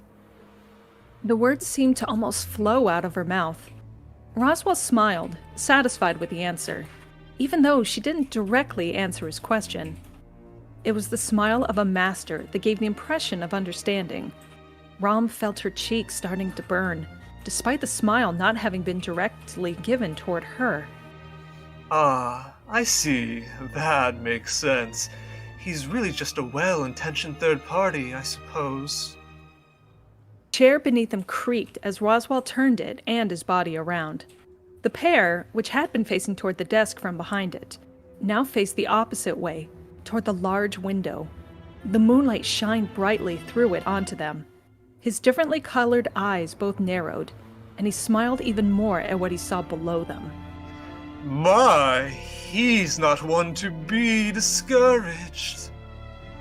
The view from the window of the office overlooked the mansion's garden grounds. Surrounded by a tall fence and trees, it was not visible from the outside, but could be seen quite easily from the mansion window. At the edge of the garden, which was bathed in moonlight, there was a silver-haired girl and a black-haired boy chatting. As usual, the boy seemed to be the one talking to the girl, but her expression never turned displeased. That makes me smile. That kind of passion is something I lost long ago. It would make a woman happy if you pursued them that way. Suspected he was talking to himself, but when she opened her eyes, she found her master looking down on her from a very close distance. Her lips gently quivered, gazing into the moist eyes of her lord. I don't suppose you think highly of Subaru, by any chance?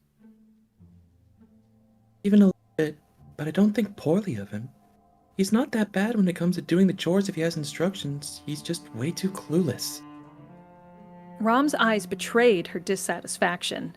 Roswell laughed at her vaguely cold answer, and gently traced her cheek with the same hand that had been combing through her hair. Without any prompting, Roswell had satisfied the girl whose eyes were flickering as if intoxicated, then closed his eyes and contemplated her words. It was rare for Rom to comment on others that way.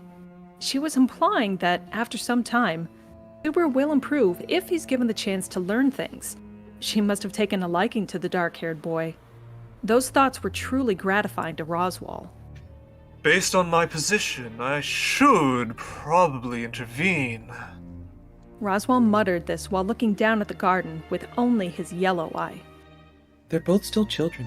Nothing will happen if you leave them be. You're not wrong. Faint sound of laughter echoed through the office, and the curtain was pulled back over the window that overlooked the meeting between the boy and girl. Not even the moon was allowed to see what happened in the office after that. At the same time that the moon was sitting high in the sky, Subaru was in high spirits. He double-checked his reflection in a window and smoothed out the wrinkles from his butler uniform. It had been nearly 4 days since he'd started wearing it, long enough for him to have gotten used to it. Not too shabby if I do say so myself. When I look in the mirror right out of the bath, I always think I look 50% more handsome than usual. And looking at myself now, I feel the same thing. Literally 50% more handsome in the uniform or not was irrelevant. It was important for him just to say it to himself. Covered in the air of a handsome man, even if only in attitude, Subaru took an easy, deep breath before stepping out onto the freshly cut lawn of the garden. He was heading for a green corner, surrounded by tall trees and bathed in the moon's presence. There sat a girl with silver hair shimmering in the moonlight and cloaked in a pale glow. Subaru had learned that the bluish-white glow, which resembled the light of fireflies, were in fact spirits. Taking that fact into account, the fantastic sight had a devilish charm that ensnared the hearts of those who looked upon it. Subaru couldn't help but stop and gasp. Perhaps noticing his presence, the girl who was whispering with her eyes shut suddenly opened them. 2 amethysts caught Subaru's eyes as he approached her. Subaru's heart beat just a little faster at being discovered before he could make himself known. He raised his hand, trying not to show just how anxious he felt. Stop, Amelia-tan! What a coincidence meeting you out here! You interrupt my routine here every morning, you know. Besides, how can it be a coincidence when we live under the same roof? In spite of Subaru's poorly hidden anxiousness, Amelia had started the flow of conversation with a sigh, which wasn't unusual for her to do. In spite of her attitude, Subaru took a deep breath and told himself that he's got this. Just hearing the words living under the same roof really turns me on. You've said that a few times, but what does turned on mean? It sounds really creepy. Amelia hugged her shoulders and trembled like she got the chills all of a sudden. Subaru smiled at her reaction and sat down next to her like it was normal. The distance between them was only 3 fists worth, a subtle difference that was the result of quite a lot of effort. Amelia didn't even point it out, showing she had already gotten used to them sitting beside each other like that. It was only natural that she stopped mentioning it after he had made the effort to sit beside her every time they shared a meal together. Subaru was extremely happy inside at that silent admission of hers, and so his voice afterwards oozed out unbridled joy. So, what are you up to? What are you up to? Like a child, as usual. I'm doing an extension of my morning routine. I get to see most of the little ones in the morning, but there are some I can only visit during dark sun. Subaru responded to Amelia with a nod of understanding. The term dark sun was an expression of time unique to this world, meaning approximately the hours between 6 in the evening to 6 the following morning. Conversely, the time from 6 in the morning to 6 in the evening was referred to as bright sun. Unlike Subaru's world, there was no AM or PM. Incidentally, the days lasted 24 hours, around the same as in his homeworld. Subaru was relieved that his internal clock hadn't become a problem. He had heard that there were more specific terms, but he hadn't heard the details of them yet. That was due to his senpai taking a Spartan approach to teaching him the content of his work over anything else. They must have wanted to make things easier for themselves as fast as possible. He could feel his suppressed resentment towards the 4 days of Spartan training beginning to spill over, all while Amelia was still in the midst of her conversation with her spirit friends. A friend you can only meet at night has a mysterious ring to it. Strangely, Subaru started to feel awkward inside. He looked to Amelia and the spirits, quietly chatting, and spoke up. Are they something like a human soul? The spirits, which had been gentle up until that point, began to move swiftly and spread out to surround the face of Subaru, who was sitting next to Amelia. Suddenly, a sharp pain could be felt all over his face. Ow! It hurts! It hurts! It hurts a lot! It feels like I'm being stabbed with toothpicks! You shouldn't have offended them by saying such unkind things. They won't listen to what I have to say now. Amelia certainly did not have a friendly attitude towards Subaru at that moment, seemingly agreeing with the spirits. However, her virtue was shown soon after when she said, I guess it can't be helped. And cast some healing magic on Subaru, who was still in pain despite the spirits having already left him alone. The pale glow from Amelia soothed Subaru's pain, and, still curled up on the ground, he looked up at Amelia's eyes above him. As he continued to lay there, Amelia continued her fantastical conversation with the spirits before him. Suddenly, Subaru found himself gazing at the beautiful girl and spirits together in awe. The urge that compelled him to make a snide remark before it returned, but he found he could ignore it if he just let his mind go blank. That itch is gone. Guess all you have to do is just empty your head and heart, and look stupid in front of scenes like this. Not exactly something fun to watch, is it? It was Amelia who had broken the silence, perhaps because she was surprised by Subaru's silence. At the sound of her faint apology, all the while she was still cloaked in spirits, Subaru waved his hand lightly and sat up. Nah, it could never be a dull moment with you, Amelia-tan. What? Emilia blushed and choked on her words in the face of Subaru's straightforward statement. Seeing that, Subaru reflected on his own words and went red up to his ears.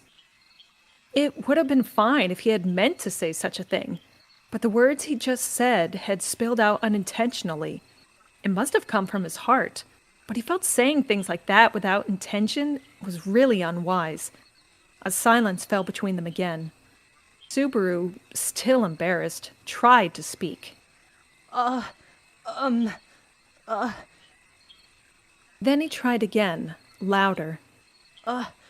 You know, we haven't had much of a chance to talk over the past few days, right? I do know, yes. You must have had a hard time learning to work at the mansion, Subaru. Yeah, you work super hard. I mean, have you been giving your all, right? Hearing that follow-up makes me so happy that I want to cry like a wimp. Able to read the mood, Subaru buried the topic, and unintentionally turned the moment bittersweet. He began to draw the no character into the dirt, realizing how pathetic he must sound. Emilia started moving her hands around awkwardly, wondering how to comfort him. After 4 days of being a servant in this world, his reputation as a servant was useless. Even if his superiors favored him, or were bribed with generous gifts and deeds, nothing would have changed that rating. Subaru had been forced to try and quickly learn essential manservant skills like cooking, cleaning, and laundry, as he had no experience at all with housework. At this point in time, if he were to be graded, it would be C rank across the board. The only time I would have gotten an S rank rating would be when I reattached the frayed apron buttons. It's true that you do seem quite adept with that one skill. Well, I was raised to be a sharp guy with an edge, rather than a well-rounded, boring guy. That was the result of his parents' unplanned, do-it-yourself educational policy. It was his own fault that he only picked up sewing when raised that way. Oh, but I'm confident in my bed-making skills. In used to dream of being a hot liar back in first grade, so I spent half of a summer vacation practicing that. Hi, any chance, is that why my bed sheets have been so tight the last few days? I put my heart and soul into my work, but most of all, I do it all with love. True. Specifically, his words were, "This is Amelia Tan's bedroom, and this is the bed she sleeps in. Oh, and this is the bedding she sleeps wrapped up in. Mwah, mwah, mwah, mwah, mwah." He was so moved by it all that Rom not only had to yank away, but also had to give him a time limit to work on her room, and only her room. I see. Good. I'm confident about your skills with that as well. Unaware of the actions taken during the act of making her bed, Amelia smiled happily at the fact that Subaru had another job he could be confident in. Subaru, who was crying and bleeding at the cutting but complimentary remark, remained silent. Besides, you've been working hard at your other jobs too. Ram and Rem are secretly praising you for that, you know? You can't be serious! My senpais are acting like cinderella's when I'm not looking. But there's no point in doing that if I can't see them do it! If you act like a tsundere wrong, people will just confuse it for disgust. It's a double-edged sword that I wouldn't recommend for amateurs. When it came to tsunderes, Subaru was anything but an amateur. Thanks to his vast experience with dating sims and visual novels, nobody would stand a chance trying to be tsundere in front of him. But the only character in the all-important Twins Eyes is the perverted nobleman. Well, Amelia Tan is the only girl I have eyes for, so I guess it's fair.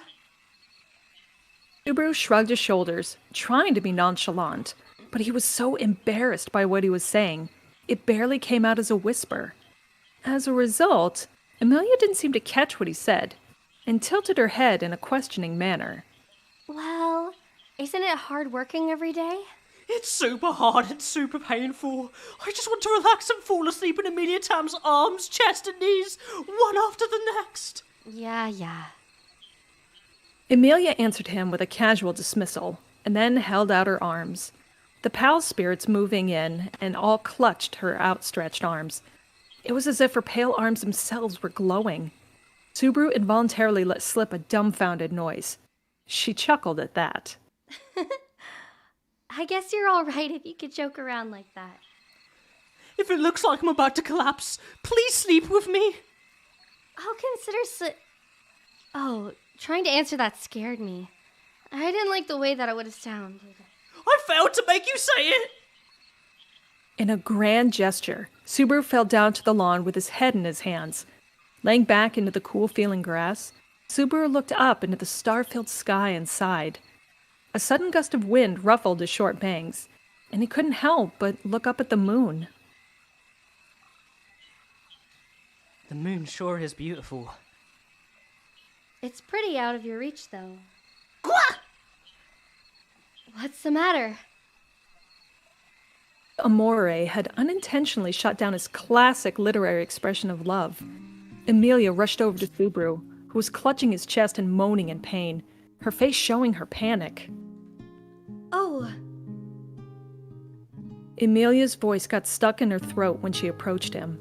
He was lying down and looking up at her, her amethyst eyes staring at his chest, where he was holding his hand as part of his in pain act.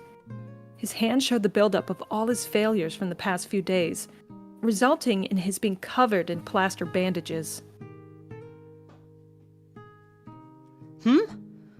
Oh, man. I was trying to hide that. I didn't want to show my efforts. He pulled his hand behind his back to conceal his embarrassment, and touched the back of his head with his other hand and stuck out his tongue. Tee. Emilia remained serious. As Subaru waited for her proper response, wondering what to do, Emilia lowered her eyes a bit. Everyone else is really working so hard. Subaru heard her muttering like this while she criticized herself. Hearing her say that, he had, an understanding. Subaru wasn't the only one learning something from scratch at Roswell's mansion. Emilia was also in the process of being taught various things she must learn as a candidate to be queen. A manservant and the queen of a country. The level and scope of what is expected of them is so monumentally different. It would be wrong to even compare them. It must be exhausting for her to carry such a burden. She might not even be able to share those burdens with anyone. Subaru could react. Emilia suddenly reached behind him and pulled his hidden hand out and in front of her face. Emilia's eyes narrowed at the sight of his painfully earned scars and bandaged fingers. Should I cast a healing spell? It was a kind offer, and the warmth felt when being healed by magic is hard to describe in words. His newest wounds started aching again as if he had just gotten them, as they always did when he was thinking about them. Even when he wasn't, they still ached and tingled. No thanks. You don't need to heal me. I don't? It's hard to explain, but... You know... It's like proof of my hard work. He smiled and gently pulled his hand away. He then held his battered fist before the wide-eyed beauty and unclenched his fist. You might not believe me, but I don't actually dislike hard work. Otherwise, why would I do muscle training every day? Being able to do something you can't do before feels so good! Stood up, swung his hips to the rhythm, and spun around. Surprised, Emilia fell back and looked up at him, just in time to see him point a finger at her face. It was hard work, and it was pretty painful. But honestly, it was kind of enjoyable. Ram and Rem are surprisingly strict, that Lolly is annoying, and Rossi doesn't say much as well, so he may as well not exist, honestly. If I told Roswell you said that, I'm sure he'd be hot under the collar. Hot under the collar? You don't hear that much anymore. He twisted at his hip to emphasize the twist in the conversation. Then, like a spring-loaded toy, sprang back and held up a palm in front of Emilia to keep her in check. Well, it's like they say, take it one step at a time. I mean, I couldn't have survived here without following that advice. Besides, I may as well make the most of my job, right? In the original world, it would have been enough for Subaru just to live an easy life. However, in this new world, Such a life was not possible. Therefore, Subaru would demand as much ease from his new life as he could. It was like Subaru's act of defiance against whatever beings tossed him into this world. Emilia froze upon hearing Subaru's determined declaration. Her eyes opened and closed repeatedly, and then her serious expression suddenly fell away. Yeah, you are right. I think so, at least. Subaru, you're such a dummy. Hey! That's a weird reaction! Isn't that when you were supposed to fall in love with me again? Well, first of all, I've never been in love. You are already an idiot, though.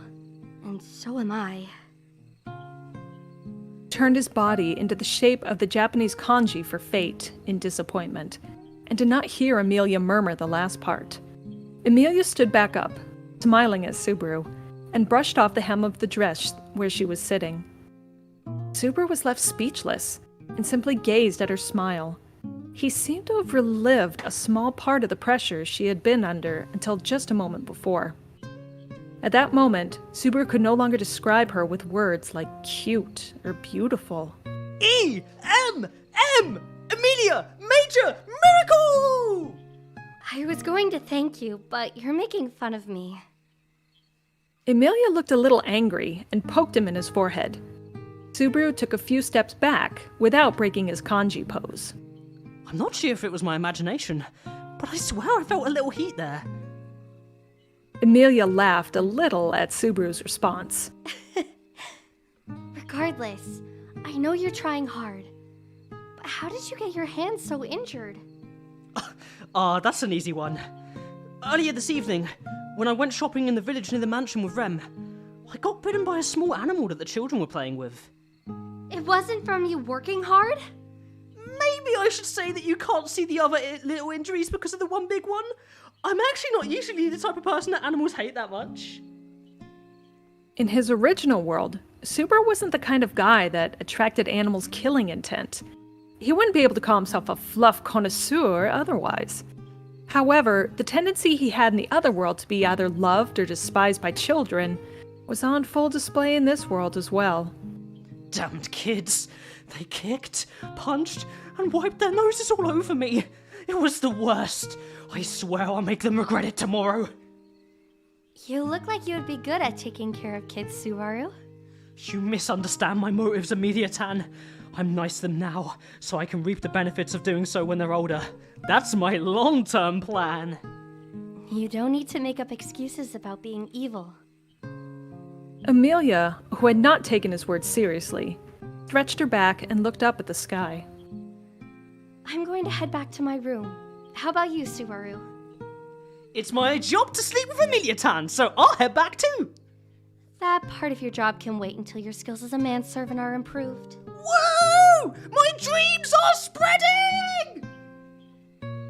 Emilia watched with a wry smile as Subaru shouted to the heavens with his hands raised. Subaru then twisted at his waist and looked back at her. Oh, hey.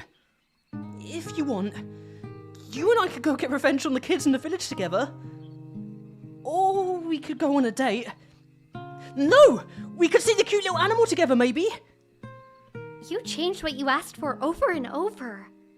But,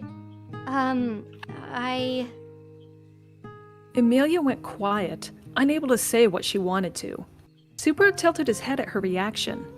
Examining it, he didn't think it was the kind of reaction that meant she didn't want to go. You aren't embarrassed about the thought of being seen with me? And rumors starting about us, are you? I wouldn't say such a harsh thing. Emilia put her hands on her hips in anger. If Subaru were to add a sound effect to the movement, he would choose pout. I wouldn't mind going, and I would like to see the cute animal, but... Then let's go! But if I go, I might cause trouble for you, Subaru. Alright, that's fine. Let's go! Are you even listening to me? Of course I am! I wouldn't miss a single word you say, Emilia-tan! I hate Subaru! What was that now? I can't hear you all of a sudden! He covered his ears and ran around, blocking out the sound. Emilia laughed, overcome by his boldness and immediately contradicting himself. I guess it can't be helped. I'll only go on one condition.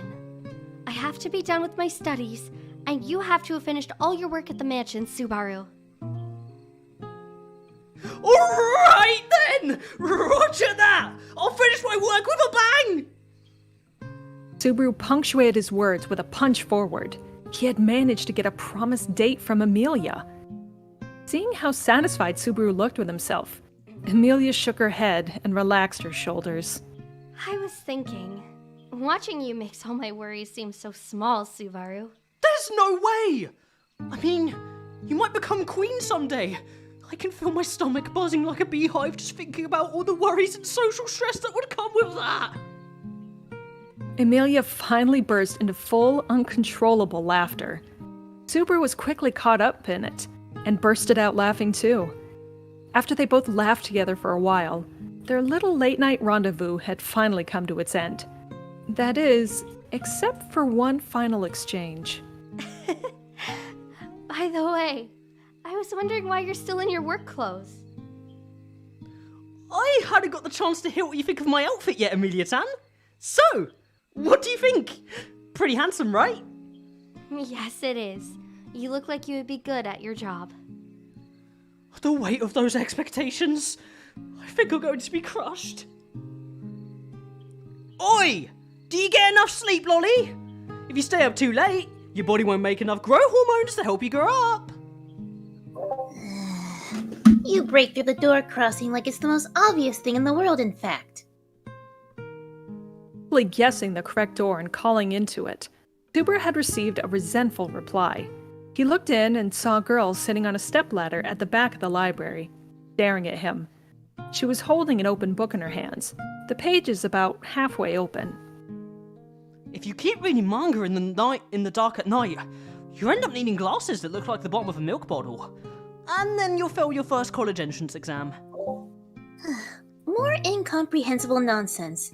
Do you want to be turned to stone for teasing, I wonder? Yeah, whatever. Get some good sleep. Good night. He gave a cursory wave and was about to close the door when a voice called out to him. Wait!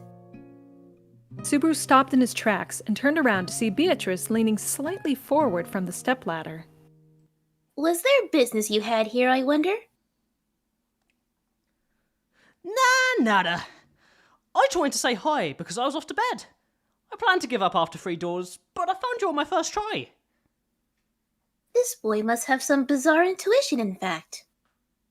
Beatrice tugged on one of her hanging curls of hair, looking tired. Once she let go of it, it sprang back up from the tension. Subaru felt a childish urge seeing that. Ooh, can I try? Only Bubby can touch Betty, in fact. Alright, you can hurry up and go now, I suppose. What's with you? You're the one who told me to wait. That's fine though. I'm in a good mood right now, so I'll forgive you. Off his good mood and left the room. Beatrice was left with a frown on her face when the door closed. That has nothing to do with Betty, I suppose. Subaru was a little concerned because he thought he had heard a lonely voice. I should open the door and ask her what's the matter. The room behind the door he opened had turned back to a mere guest room. He felt a little anxious at that, but didn't feel like wandering around looking for her again. He had to get up early tomorrow and get as much work done as possible. I'm going to have to go to the village and make up a good reason to round up the kids. Before that, I need to research the best vantage points around there and the location of the flower fields. Preparation is the most important part of any battle. They say victory is often decided before the battle even begins. Flared, and his heart swelled with anticipation for tomorrow. He skipped the whole way back to the servants' quarters that had been assigned to him. When he arrived, he threw off his butler's uniform and changed back into his tracksuit in a flash. Guess I'll sleep in this. It's the only thing I'm comfortable enough to sleep in. Though, I've only got the one. Maybe if I ask Roswell. We'll cast some kind of duplication magic on it for me. It was a rare item that didn't yet exist in that world. It was pretty invaluable, since it could be worn for almost anything, so we had to be sure to take good care of it. Although, If it got ruined, then it got ruined. That's just how clothes were. It would be sad to see the last thing of the old world lost, but there wasn't any point in looking back for him. That's why I live ready for a better tomorrow. After smiling vulgarly, Subaru jumped into the bed he made himself. Recognizing the soft touch, he crawled into the covers and got ready for bed. However, his expectations for tomorrow were so high that his eyes wouldn't shut, nor could he fall asleep. Damn you, body! Are you trying to crush my dreams for tomorrow? Shit! In the end, my greatest foe was myself. Jeez! Started to sob, staring up at the ceiling. Fortunately, there was a solution to sleepless nights like that. Take this! My signature move! 1 fluffy puck. 2 fluffy pucks.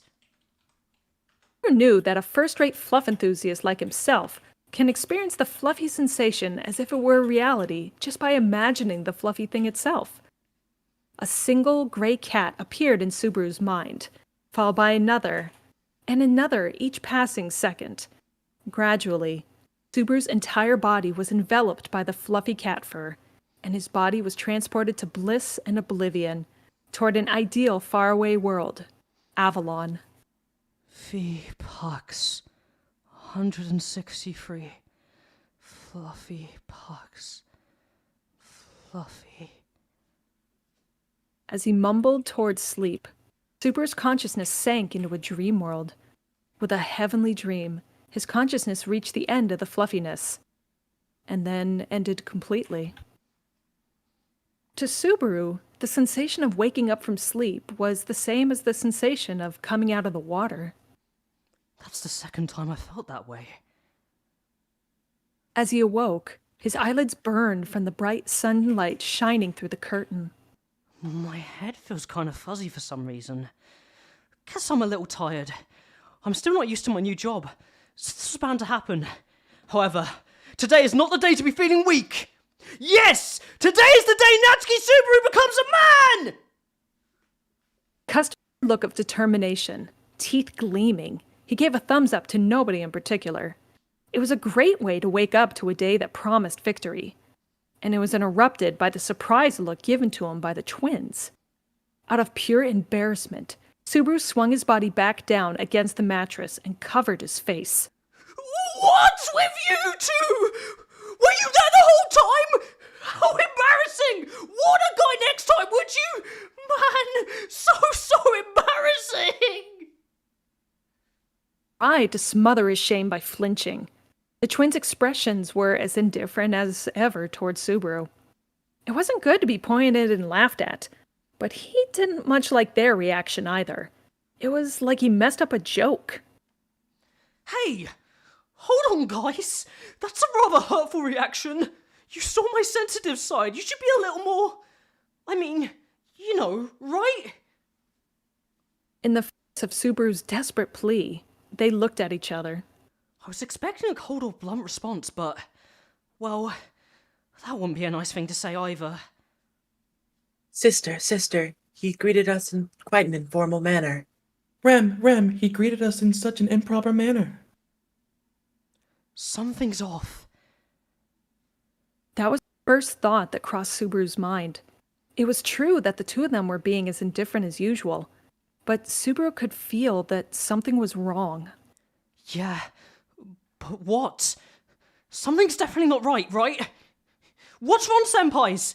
If you're trying to put on some kind of performance, this really isn't the time or place, you know? He was saying that. Subaru was beginning to notice exactly what was causing his discomfort. Their eyes. The way they looked at Subaru, they had lost the friendliness they had when looking at him up until the previous night. It was as if they were looking at a stranger. Sister, our dear guest seems to be a little confused. Rem, our dear guest seems to have something wrong with him. Dear guest. That was the nail in the coffin. Being called that rendered him speechless. Despite how elegant it sounded, the name cut sharply and violently, and ripped apart his heart. Subaru actually felt that sensation as an illusion of pain, and felt his chest subtly tighten. I don't get it. That means their reactions were as if you two, your jokes are that's going too far. Don't say such. To block out the gaze of the two maids who were looking at him like a stranger, Subaru quickly raised his left hand to cover his eyes. It was at that moment he saw something definitive. The bandage had disappeared from his left hand. The rough fingertips from waterwork, the cuts all over his hands from inexperienced knife handling, and the scars from the small animal bites he had from playing with the children. They all vanished from his now smooth skin. Subaru had no choice but to admit the reality of the situation. Suddenly, Subaru felt a burning sensation from deep within and pressed his face against the mattress for a different reason than before. No matter what, he never wanted anyone to see his current face.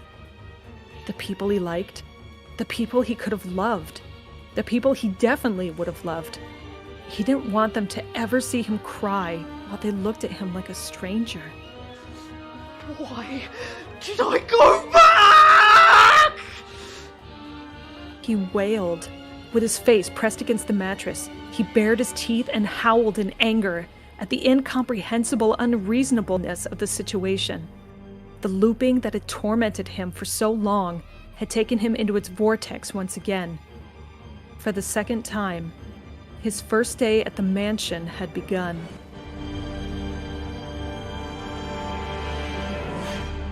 Legendary. Dun, dun, dun. Amazing job, everyone. You all did so amazing this chapter. Good job. The endurance that it takes to do this is really impressive. Like, you guys don't realize, but when I hear everybody do chapters like this, I'm always taken aback because, these guys aren't like hard professionals besides, maybe Miss Amelia here. But Yeah. No, yeah, I am not. yeah, but for real, being able to do this after being sick, somebody being able to read every single chapter all at once and all the lines Subaru has is just crazy. And everyone coming in, when they're not needed for a little while, on time perfectly every time is unreal. Mm-hmm. You have to pay a lot of attention, and you have to also understand the tone of the situation and jump in really quickly. There's a lot of difficult things about putting these productions together, and that's why it's difficult sometimes. Not only because it's hard to translate, but it really does take a physical and energetically charged toll on you, because you just kind of it drains you after a while. You're I know how to read this line, but I'm just so tired. It's just really, really difficult. I also wanted to, that Call of the Witch at the end, I know you guys can't hear all the music playing, but it ended so perfectly timed with everything, so thank you guys for I can't hear the good. music at all, so that's just I don't have it played, so I don't double listened audio to what you guys are doing and kind of based it off of what I know. Palazard, you timed that really well with all those tracks, so that was really good. I would start one and then just start reading with slower than normal to see when things would end, to try and get it all together. Smart. I'll help you with tracks next time too, because I could think of a few in between that I have that are the hidden versions that aren't on YouTube. Oh, good. Yeah, so Perfect. we could work on that. That was good though. Thank you for that. So while everyone's praise is happening, Praise. and do we miss anybody? I don't think. I mean, maybe let's go. We can go over it just real quickly and just let's tell everyone how good down the they are, list. Down the list. Yeah, down the list. No, but seriously, you guys did amazing this chapter, and thank you for all doing this again. I mean, when we take a small break in between doing stuff like this again, it's surprising how well everybody comes back together. And thank you for everybody who's coming through, even though we haven't streamed in a while. The 20 or so of you guys still here. Means a lot to us. We really appreciate it, guys. Thank you so much. And to the cast in particular, thank you guys for always, even if you're not always here, always having the same energy when you come here. I don't know how everyone else feels, but personally, Reverie is very special to me, just because I've not really worked on other projects, but I get a very special feeling from this project of we all get along very well. We all have good vibes, good energy, and it's so relaxing. a lot of people get exhausted working through this, but honestly, this is one of the few things that doesn't tire me. I get so much energy doing this stuff with you guys, so thank you so much. You make my day wonderful every time we do this. Thanks, boss. Got Yeah, you, nice got one, you. boss. Thank you, sir. And we were paid to say all those nice things about each other. We actually are just doing this for the Yes. money. Yes, with We're your, contractually with obligated. your definitely above minimum wage pay, I promise. We've signed an NDA. We're definitely on a payroll right now. Hey. Once again, we are paid to say that. Yeah, exactly. Yeah, It's yeah, all, we're it's all paid. bribery and facades, okay? We always Yeah, say actually- nice things about you. We actually have a script about this part, so we're going through that right now. Exactly. Yep. No, that's in brackets. You don't read that out loud. I Oh like fuck! it. Oh, sorry. Oh shit! I like Oh, it the when my- stage direction. You know what? I like it No, when I my just got employees work here. hard. I admire the work ethic. You guys are fine. You guys are fine. He knows how to bring on the sob story. He's always like, "Oh, they're so nice. Oh, I'm so happy." He's lying. He hates us. He's in it for the money. Lying through my Yep. teeth. I do want to say I'm pretty new to the team, but I've been missing this as a part of my Saturdays, and it's really just like it's a great way to start my day, I suppose, on Saturday. In Like, fact, a Yep. piece. Agreed. Yeah, I mean. I will say though, probably if you go back and listen to the first chapter I narrated based to now, I'm probably sounding a little rough. Yeah, My voice is a little grating. I know. The thing I know. is, you still did a good job, but I think a lot of people really don't appreciate how different doing a live stream of reading is different from pre-recording. Oh god, true. Yeah. Obviously. Yeah, 'cause you can I just had a change couple. it. Yeah, I had a couple stumbles where I was like, "Oh, I said that wrong." Well, nope, never mind. It's Yeah. in the past. Go. Because it's naturally something I have to accept as like Subaru, who has like the most lines of character. Like I had 3 or 4 lines that I completely just couldn't do, and that's okay, right? I think there's a certain level of quality that you expect from this sort of media, but I will say, genuinely, it's a very special kind of atmosphere. I love pre-recording, but doing it live just hits different. I don't know how, but it does. It's like a play. Exactly. Yeah. I will say though, like for that, when we're talking about like doing lines and messing up in like live settings, it's like sometimes it's not even just like a big mistake, like you flub a word. It's like you delivered the tone of the line wrong. You're like, if I had just thought about it a bit longer, if I had second to just pause and not like rush to say the line, because I like in between lines you'd say a line and then somebody responds, you have to respond back really quickly. Yeah, because If you're just half the time I'm keeping the context of what is being said to me so I can respond correctly, and also half of me is reading ahead to make sure I get the emotional tone right.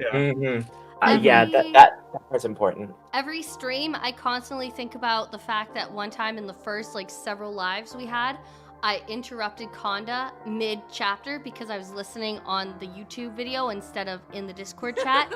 Fucked everything up completely. I think about that every day. It never goes away. If it means anything to you, I forgot completely about that. So. I haven't. Never Every day, forget. almost 3 years. You have memories about remembering it. Yes. You just like I cried. Yeah. the shame compounds. It's like compounded interest. I will say I'm glad with my narration that I've gotten a bit looser with it instead of always being like, no, this is serious. You need to only deliver what is there. You are the narrator. You don't Well, get that's the tone, to have. too. Yeah. But see, the thing It's is, like you don't get to have a personality, but now it's like, no, I can be a little I loose with think it. it's Hell yeah. especially for ReZero in particular, the narrator is almost a character in itself. Yeah, the narrator has a personality. Yeah. It's very much like the hand of the author, like whether it's making fun of Subaru or talking about the tragedy of what is happening. And I have to Actually say, making fun of Subaru. especially for like the last parts of the narration where it was really tense, you fit the atmosphere so perfectly, Telly. It was so easy to get into character because of that. Yay! Yeah. Okay, I'm so competent! yeah, I'm a passing grade. So here's the thing that I kind of want to talk about is the fact that like we're talking about the technical aspects, now let's talk about the chapters. Yes. Okay, so what do you guys think for people who haven't read this part, haven't read it in the web novel, haven't done it? Like, what is your initial reactions overall? DePay has done a horrible character assassination. This is not Subaru. It is Subaru. You have to. It was deal with Subaru. I will never I will never believe it. I understand what again, I always say, I understand what Teppei is trying to do with Subaru, but it's so much whiplash, because it's like, I can still see like the flawed Subaru, especially from like the anime and a light novel, who's got lots of problems to work through, but it's beyond that. It's like genuinely just full-on dislike as a person because of the way he is treating Emilia and the people around him. It's just uncomfortable. But when I see Subaru in the light novel and in the anime, obviously because they had to censor how Subaru is as a character, he becomes way more of like a flawed individual, yes, but like a warm person that you can still believe in. Yeah, at the core of Subaru's being, you can tell that there's, like, actually in the anime and stuff like that, like, there is Subaru who, you know, has some flawed things about, like, his ego and, like, his personality, right?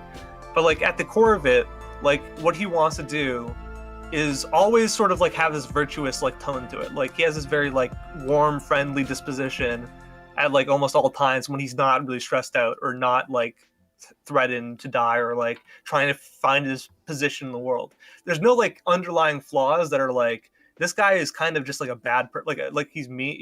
He's kind of like objectifying people. He's kind of rude. He's kind of like gross. You know, like you don't get that part of the equation in the anime at all. So like this feeling like a different character, this feeling like a character assassination is only kind of natural because you don't actually see this part of Subaru at all throughout the anime. Like these qualities are not like if you had to write down like a list of some sort about like all the character traits Subaru does possess, things like perverted or like overly goofy, like isn't necessarily in that equation. Sometimes Subaru can be goofy, but like especially in later arcs, just gone. It's like sometimes his like joking nature or whatever, like he's kind of like sassy or makes like snide remarks or like corny one-liners, but like not to this extent. This is like he's talking to Amelia and all he can do is make fool of himself, like just like make fun of himself and other people. Like that's all he's doing. I think I will say there is one positive that comes from this approach to Subaru. I think it's a lot more apparent that Subaru has some really deep psychological problems than it is in the anime. Obviously that becomes more apparent throughout the anime, but I think it's very apparent here that there is something wrong with Subaru, right? More than just like the trauma of what's happened to him. Oh, definitely. True. And that's I think what he was going for. Like you have to realize that like this is obviously in response to like this idea that like we have to make people know that he's flawed. I think one of the things that the anime does sort of poorly in that regard is that some people actually see the moments when Subaru is starting to be more flawed as a character as coming out of nowhere, because in the Mansions arc you understand the stress out of being like killed or whatever, but we don't see this part. We don't see him goofing around with the maids, making like gross comments to all the women like about himself, and all you see is like him kind of being stressed out because he's getting murdered, him solving it and being heroic, and then when he goes to the Capitol you see this weird like needy clingy side of him that you're like, where does this come from?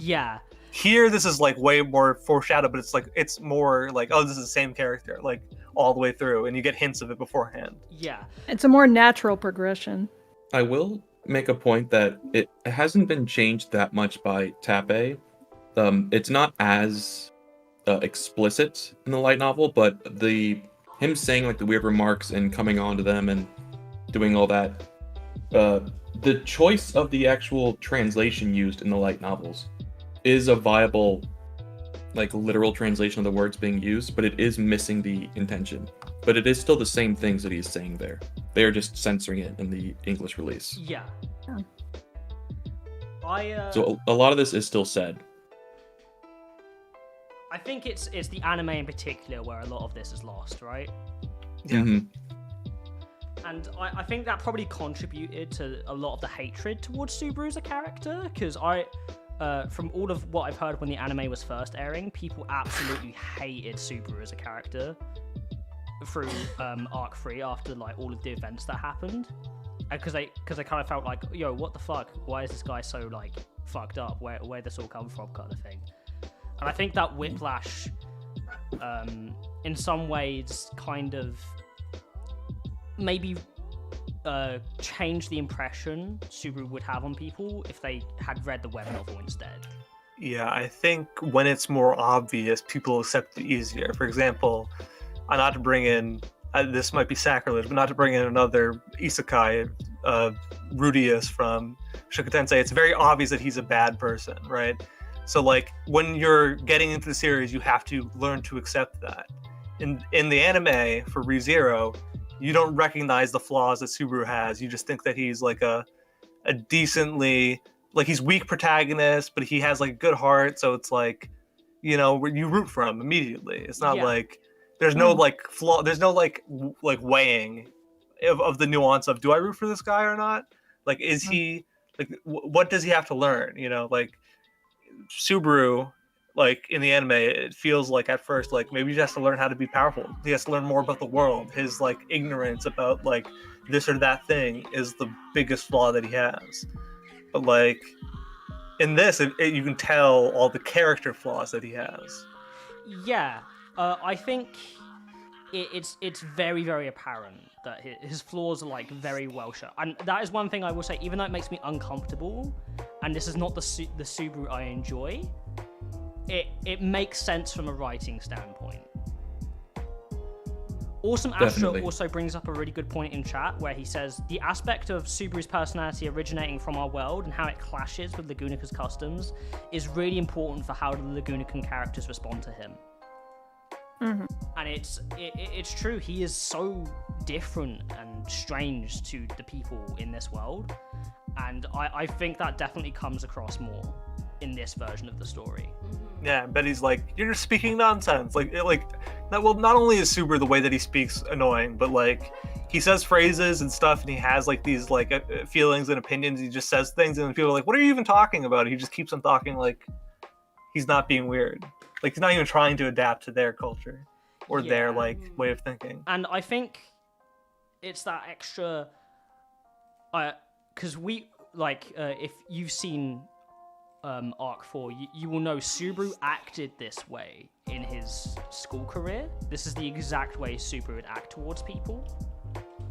And I think that adds an extra layer of sadness to this, in the sense of Subaru hasn't learned his lesson from how his schooling went, and like how his social life in the previous world went. I think he's so desperate for attachment and to be close to someone that his anxiousness forces him to act in this way he thinks people will find charming. Yeah. There's definitely that, but we've seen in the past couple of streams we've done for this, it kind of got overshadowed just because of how far it went the last time. But Subaru's almost terrified of genuine affection.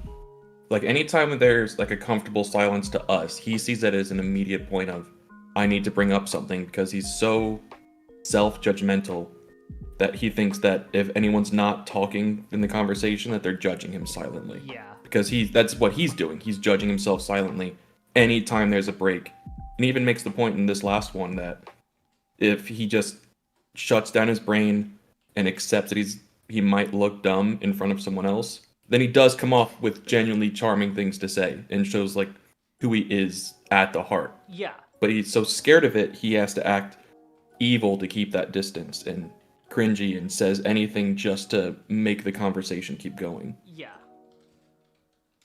And he thinks that like this aspect of his personality from, you know, his childhood will work again because it worked for a time once. And he's like, well, I have he doesn't realize the reason why what he was doing beforehand was wrong, is what I feel like in this part of the arc is telling you. Because like if Super, before he got isekai'd, understood what was wrong about how he acted, he'd go back to school. He'd make more friends. He would make a considered effort to better himself. But as we know from the REM conversation, the I love you, you're my hero conversation, the starting from zero conversation, he's like, you know, I tried nothing, you know, when everything was going on, he really did not step up or even make an effort. You know, there's so much that he could do to change himself, but he just never really thought of it. You know, I think that's one of the glaring parts about his personality now, is that you see that he hasn't learned his lesson yet. You know, that's the reason why he's acting this way. Not just because he's uncomfortable, because that was already a part of the way that he acted beforehand in the real world, right? But it's just like, you know, he just thinks that maybe if he tries again, it'll work this time, you know?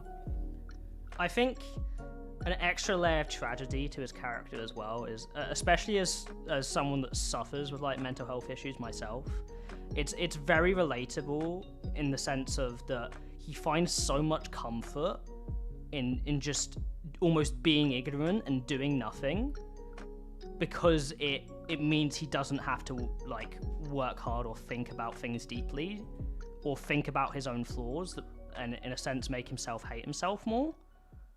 He's so content with staying in that mindset of not thinking about anything, having like an almost empty brain and just reacting to things by the moment. And I think that is one thing that changes about him as he starts to loop and then starts to grow emotionally, is that he has to genuinely think about how his actions affect things. And that's one thing I think a lot of people don't appreciate about the looping mechanic for him, is that it actually makes him think about how people react to how he acts. And that is like the most important skill that he completely lacks in the previous world and in this one. Yeah, this next loop is going to be the prime example of that, of him trying to keep things identical to get back to this promised morning that he just lost, and see how things change for that. Yeah. Okay, so do you guys want to talk about the chapter itself? Like, I just mean like we've talked a bunch of general stuff about it, but do you want to talk about like the content of the chapter? For sure. Yeah, can do. There is honestly my favorite thing in all of ReZero is Betty and Subaru's interactions, and that has not changed in this version of the story at all. Specifically in this chapter, I love the sort of dynamic they have, and the extra bit of sadness Beatrice has the end of their conversation, and Subaru picking it up and trying to talk to her again, but her moving. It kind of is. It's a really interesting relationship, which I don't think enough people appreciate. I love Betty and Subaru.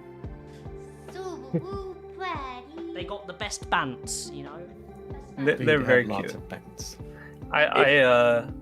It's interesting with the added context about Betty, you know, this being that person, you know, that's on her mind. You can tell already. That was the intention. I think Teppei already knew that she was looking for somebody to bring her out into play until your dress is soaked with mud. Right? Is that the quote?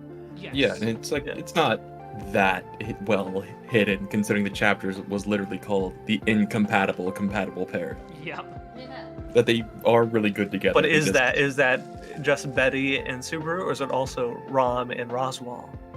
Well, they weren't until the next one. Oh, so that my incompatible. bad. I thought it was this pair. chapter you're talking about. Damn, he be reaching. No, I was just saying it'd be funny if it was like a double meaning where it's like there's two pairs in the chapter, or there's four pairs or three pairs in the chapter. It's Emilia, Subaru. Are they compatible or not? Is Roz Sure and Ram compatible or not?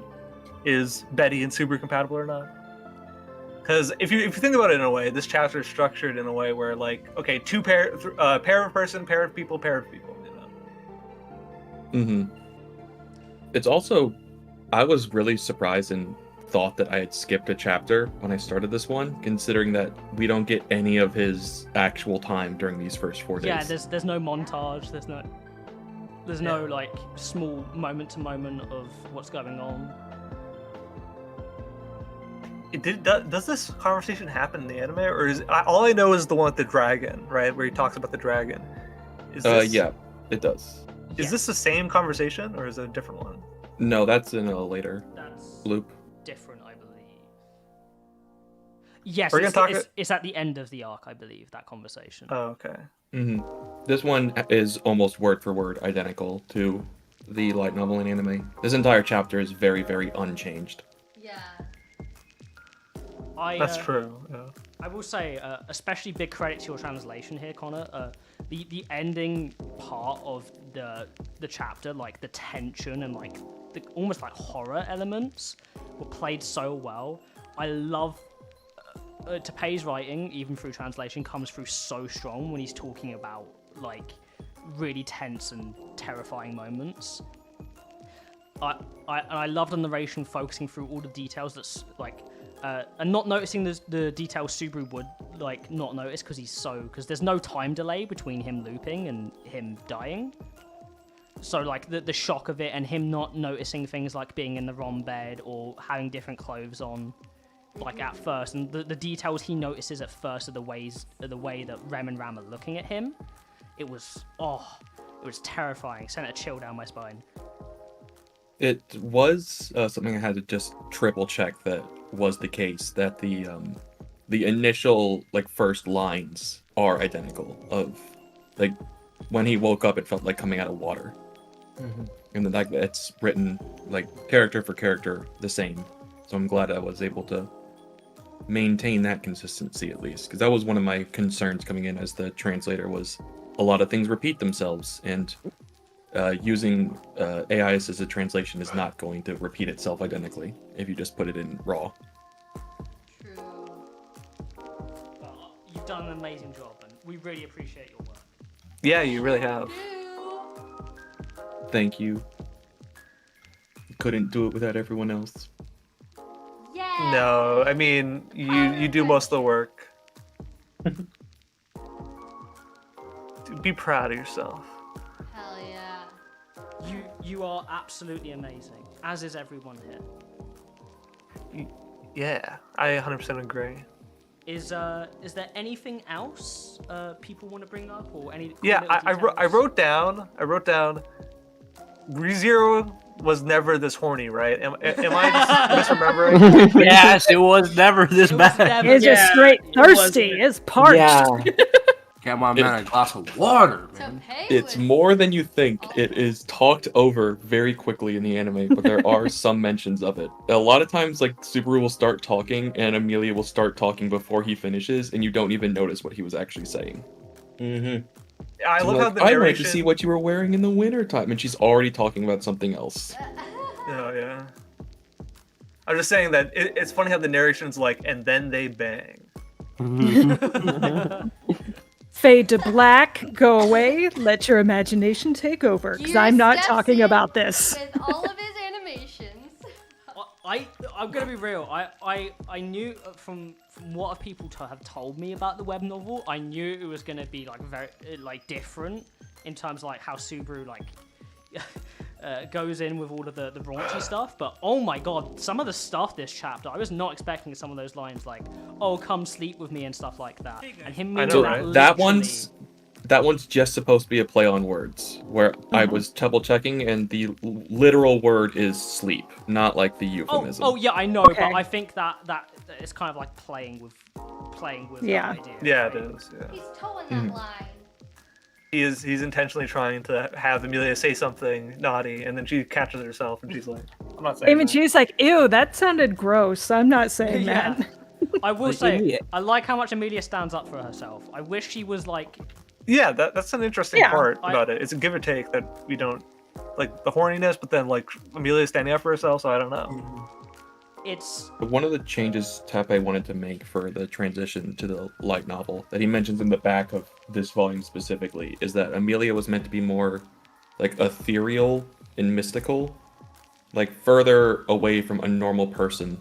Like that just makes the distance Subaru has to go to see himself in the same level even farther. So if he just makes her like the classic high school girl archetype, like she is more here, which has more character, then it's less of the journey that he has to make. She's a mystical elf, silver-haired half elfu. I will say, elfu waifu. waifu. Yeah, I think it's interesting because something that, I don't think is a bad thing necessarily. It's just something that, when you really think about it, it sticks out. ReZero is like uncharacteristically dark, right? It's in that way, it's uncharacteristically mature. There's a lot of themes, there's a lot of emotional stakes and stuff like that. The one thing they never touch on is exactly like the romantic relationships. Like, it's actually kind of interesting to think why they don't do that. Like, it feels like in a normal situation, like a story of this tone and this caliber, they would touch into those types of things, but ReZero just kind of shies away from it. It's interesting. It makes Tappe uncomfortable. He said that in an interview. Yeah, probably right. Yeah, that's what I thought was the reasoning. Either him being like uncomfortable and not knowing how to write it, or him just the idea being uncomfortable for him. He can make them say stuff, but he can't make them think it or narrate it, actually. It's something that I have noticed as I've gone through, is that if there is anything weird and cringy, like to that level of sexually explicit, it's something Subaru or Roswell are saying out loud. It's never in their narration, it's never in their personal thoughts. It's definitely a stylistic choice. I find it, because from that, like the way that is presented, it very much seems to me Tappe is uncomfortable with his characters saying these things. It's not like a thing he loves about his characters. It's kind of like a thing he feels like the characters need to have almost. I don't know how best it's intent of author. You can kind of feel it through it. As a bit of a fun fact for one of these, if any of you don't actually know this, and I wrote it at the top of 13, but the line of "the moon sure is beautiful tonight" is about 2 syllables different from like "I love / really like / have feelings for you, comma, beautiful." Yeah, this is that's a unique thing to the Japanese language, isn't it? It's like Gida versus Sukiga. I don't know if this is true, but I've heard that kind of word developed because the concept of directly the word love wasn't really a thing in the language before it was developed like that. I think that's the other term for love. Okay. This one just happens to be very similar to the word for moon. So it's more common for people to say that line, which is just in a bunch of old Japanese literature as well, than it is for them to actually say, like, "I love you, I have feelings for you." It's a huge, just one-to-one, like, confession for it. But he's just trying to use it as basically a pickup line. Yeah. She immediately is like, "Oh, I think it's out of your reach, though, isn't it?" He's like, her. It's like, "Oh, emotional damage." Belly says in chat, "Can we speak about Betty stopping Subaru because she noticed the curse?" I don't know if she noticed the curse exactly. I don't know. She does notice the curse. She does, right? Yes. Yeah, that is makes why sense. she's saying that has nothing to do with Biddy, I suppose. It's him being cursed has nothing to do with her. She kills Subaru. Or So her inaction. Is letting someone die the same thing as killing them? Yeah. Is it? She could have stopped it. If it's in your power to stop it, yes. I think she's too jaded, and Subaru's a dick, so... For a person, maybe, but for a spirit who's going to outlive him in a fraction of her lifetime anyway, it's really not that big of a change. And it's very... It's like an ant. It's very consistent with her character, too. She does very similar things in the future. And she wanted to. It seemed very much like, wait, you came in here to ask me about something, didn't you? Like, you wanted to have me do something, and he's just so oblivious about it and just pisses her off again instead. Yeah. Maybe it's because the gospel hasn't said anything about it. I think it also speaks to how she gets more involved later in the arc and how her actions change because of the way Subaru acts changes, if that makes sense. It totally does. And that's going to get into like a little bit of like her being kind of a consistent point throughout all of this. Because as seen by his loop here, this is already after he's met Beatrice the first time, when coming back. Yeah, Beatrice is the only person apart from Amelia he knows. Which means the P arc will live on forever. Hey, Oh no! It's canon now. It's canon. Let's go. Yo, best arc Dun, dun, ever dun. written. Pissing arc. Now we see I'm glad Gojo's back for this part. Now we see the tournament arc. Ew. Also, I wanted to come in here and say, I was looking at the stats today, and about 63% of our viewers are not subscribed, and we are 13 away from 2,000. So if you haven't subscribed and you're watching, you should smash the subscribe button. Smash the subscribe button. And like and subscribe. Smash that like button and like it. Hit that bell. And Twitter. Hit that bell to get notifications every time we go live and not post a chapter for Arc 5. Spam the comments for the Wait. engagement. Kylie, you just made a joke about it too. I That's did the first because time I'm I've not Manager Kun anymore. Oh, I see. Get It's the first time I've ever heard you make a joke about it. Damn. 'Cause now it's not my Don't worry, problem. chat. We have Damn, plans. I see how it is. Things I are see how coming. it is. She's unleashed.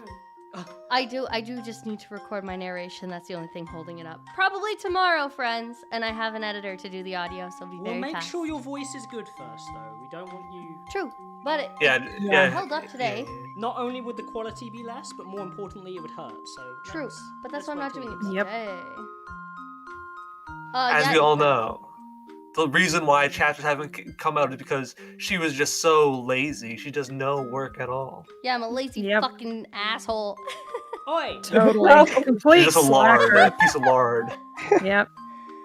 Oi, you're a hard worker. Stack of potatoes, as it I were. tried. I will not Stack have. of potatoes. I will not have my employees putting themselves down. Oh, It's God. kind of weird how you're having a relationship with one of your employees. Isn't that kind of power dynamics? Isn't that- No, Does that's HR just know about this? Hey, we started dating when we were on the same level. We were on the We're same all level. executives, Gold. It's fine. You've been demoted. Boom.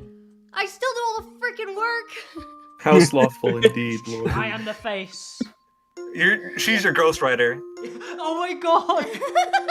Are you the Ed Sheeran to my other generic artist? Damn.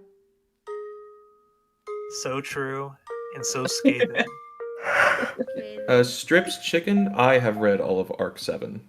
I don't know if anyone else have, so I watched I'm some recently. very I have careful read with the spoilers. 15 chapters of Arc Me 7. too. About 15 chapters of Arc 7, which is weird because I know everything about Arc 7. I just haven't read it. I know basically nothing about Arc 7 apart from one major spoiler that Twitter ruined for me. Thank you, But- Twitter. Twitter, eh? Yay! That's Twitter. Just spite him that much more. It'll I will always be going Twitter. on a binge read soon.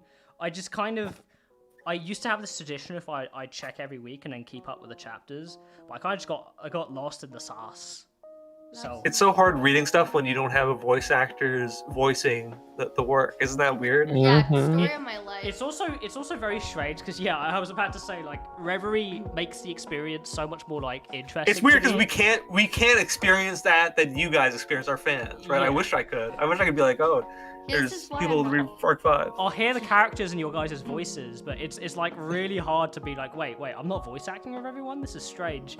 That's why I haven't caught up myself, because I literally do not find it enjoyable unless we're all reading together or like Yeah. I'm editing the chapter. experience is just that elevated from it for me personally that it's just hard to match it, you know.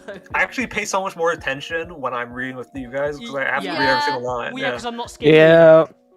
Yeah, imagine how it is for me where I not only have to read every line multiple times, but I'm pulling it directly half sentence at a time to Oh, write out what he's saying. God, so painful. We're hip to hip with the context. We really appreciate your work, We Connor. appreciate you.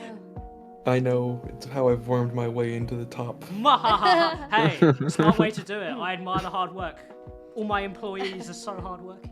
I will say Well, Well, one I'm have still stars down in it. here It's pretty milking good. my unpaid internship. Yeah. Oh, like, You get a promotion. Yeah. You get a promotion. So You all get a promotion. Speaking of free labor while we're here, there have been a few people who've messaged me over the years about helping with audio. So if you are interested in helping lay out the audio, I will be doing the mixing and editing, but you'll be given like a chapter. You'll lay it out in Audacity, whatever you have available to you, and you follow the chapter, and cut up the lines properly. That will help bring chapters out more. If you want to volunteer, let me know in the Discord or in the comments on this video.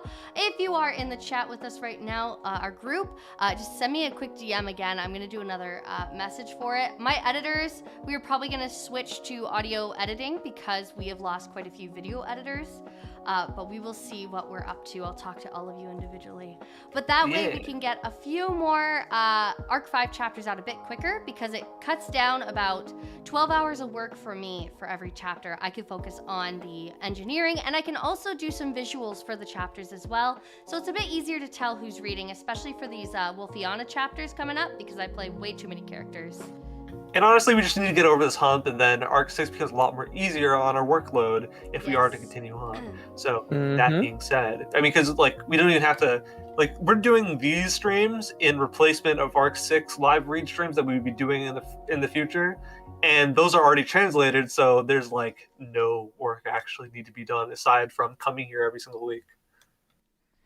Yeah, I mean, and it's a smaller cast. It'll be easier to manage.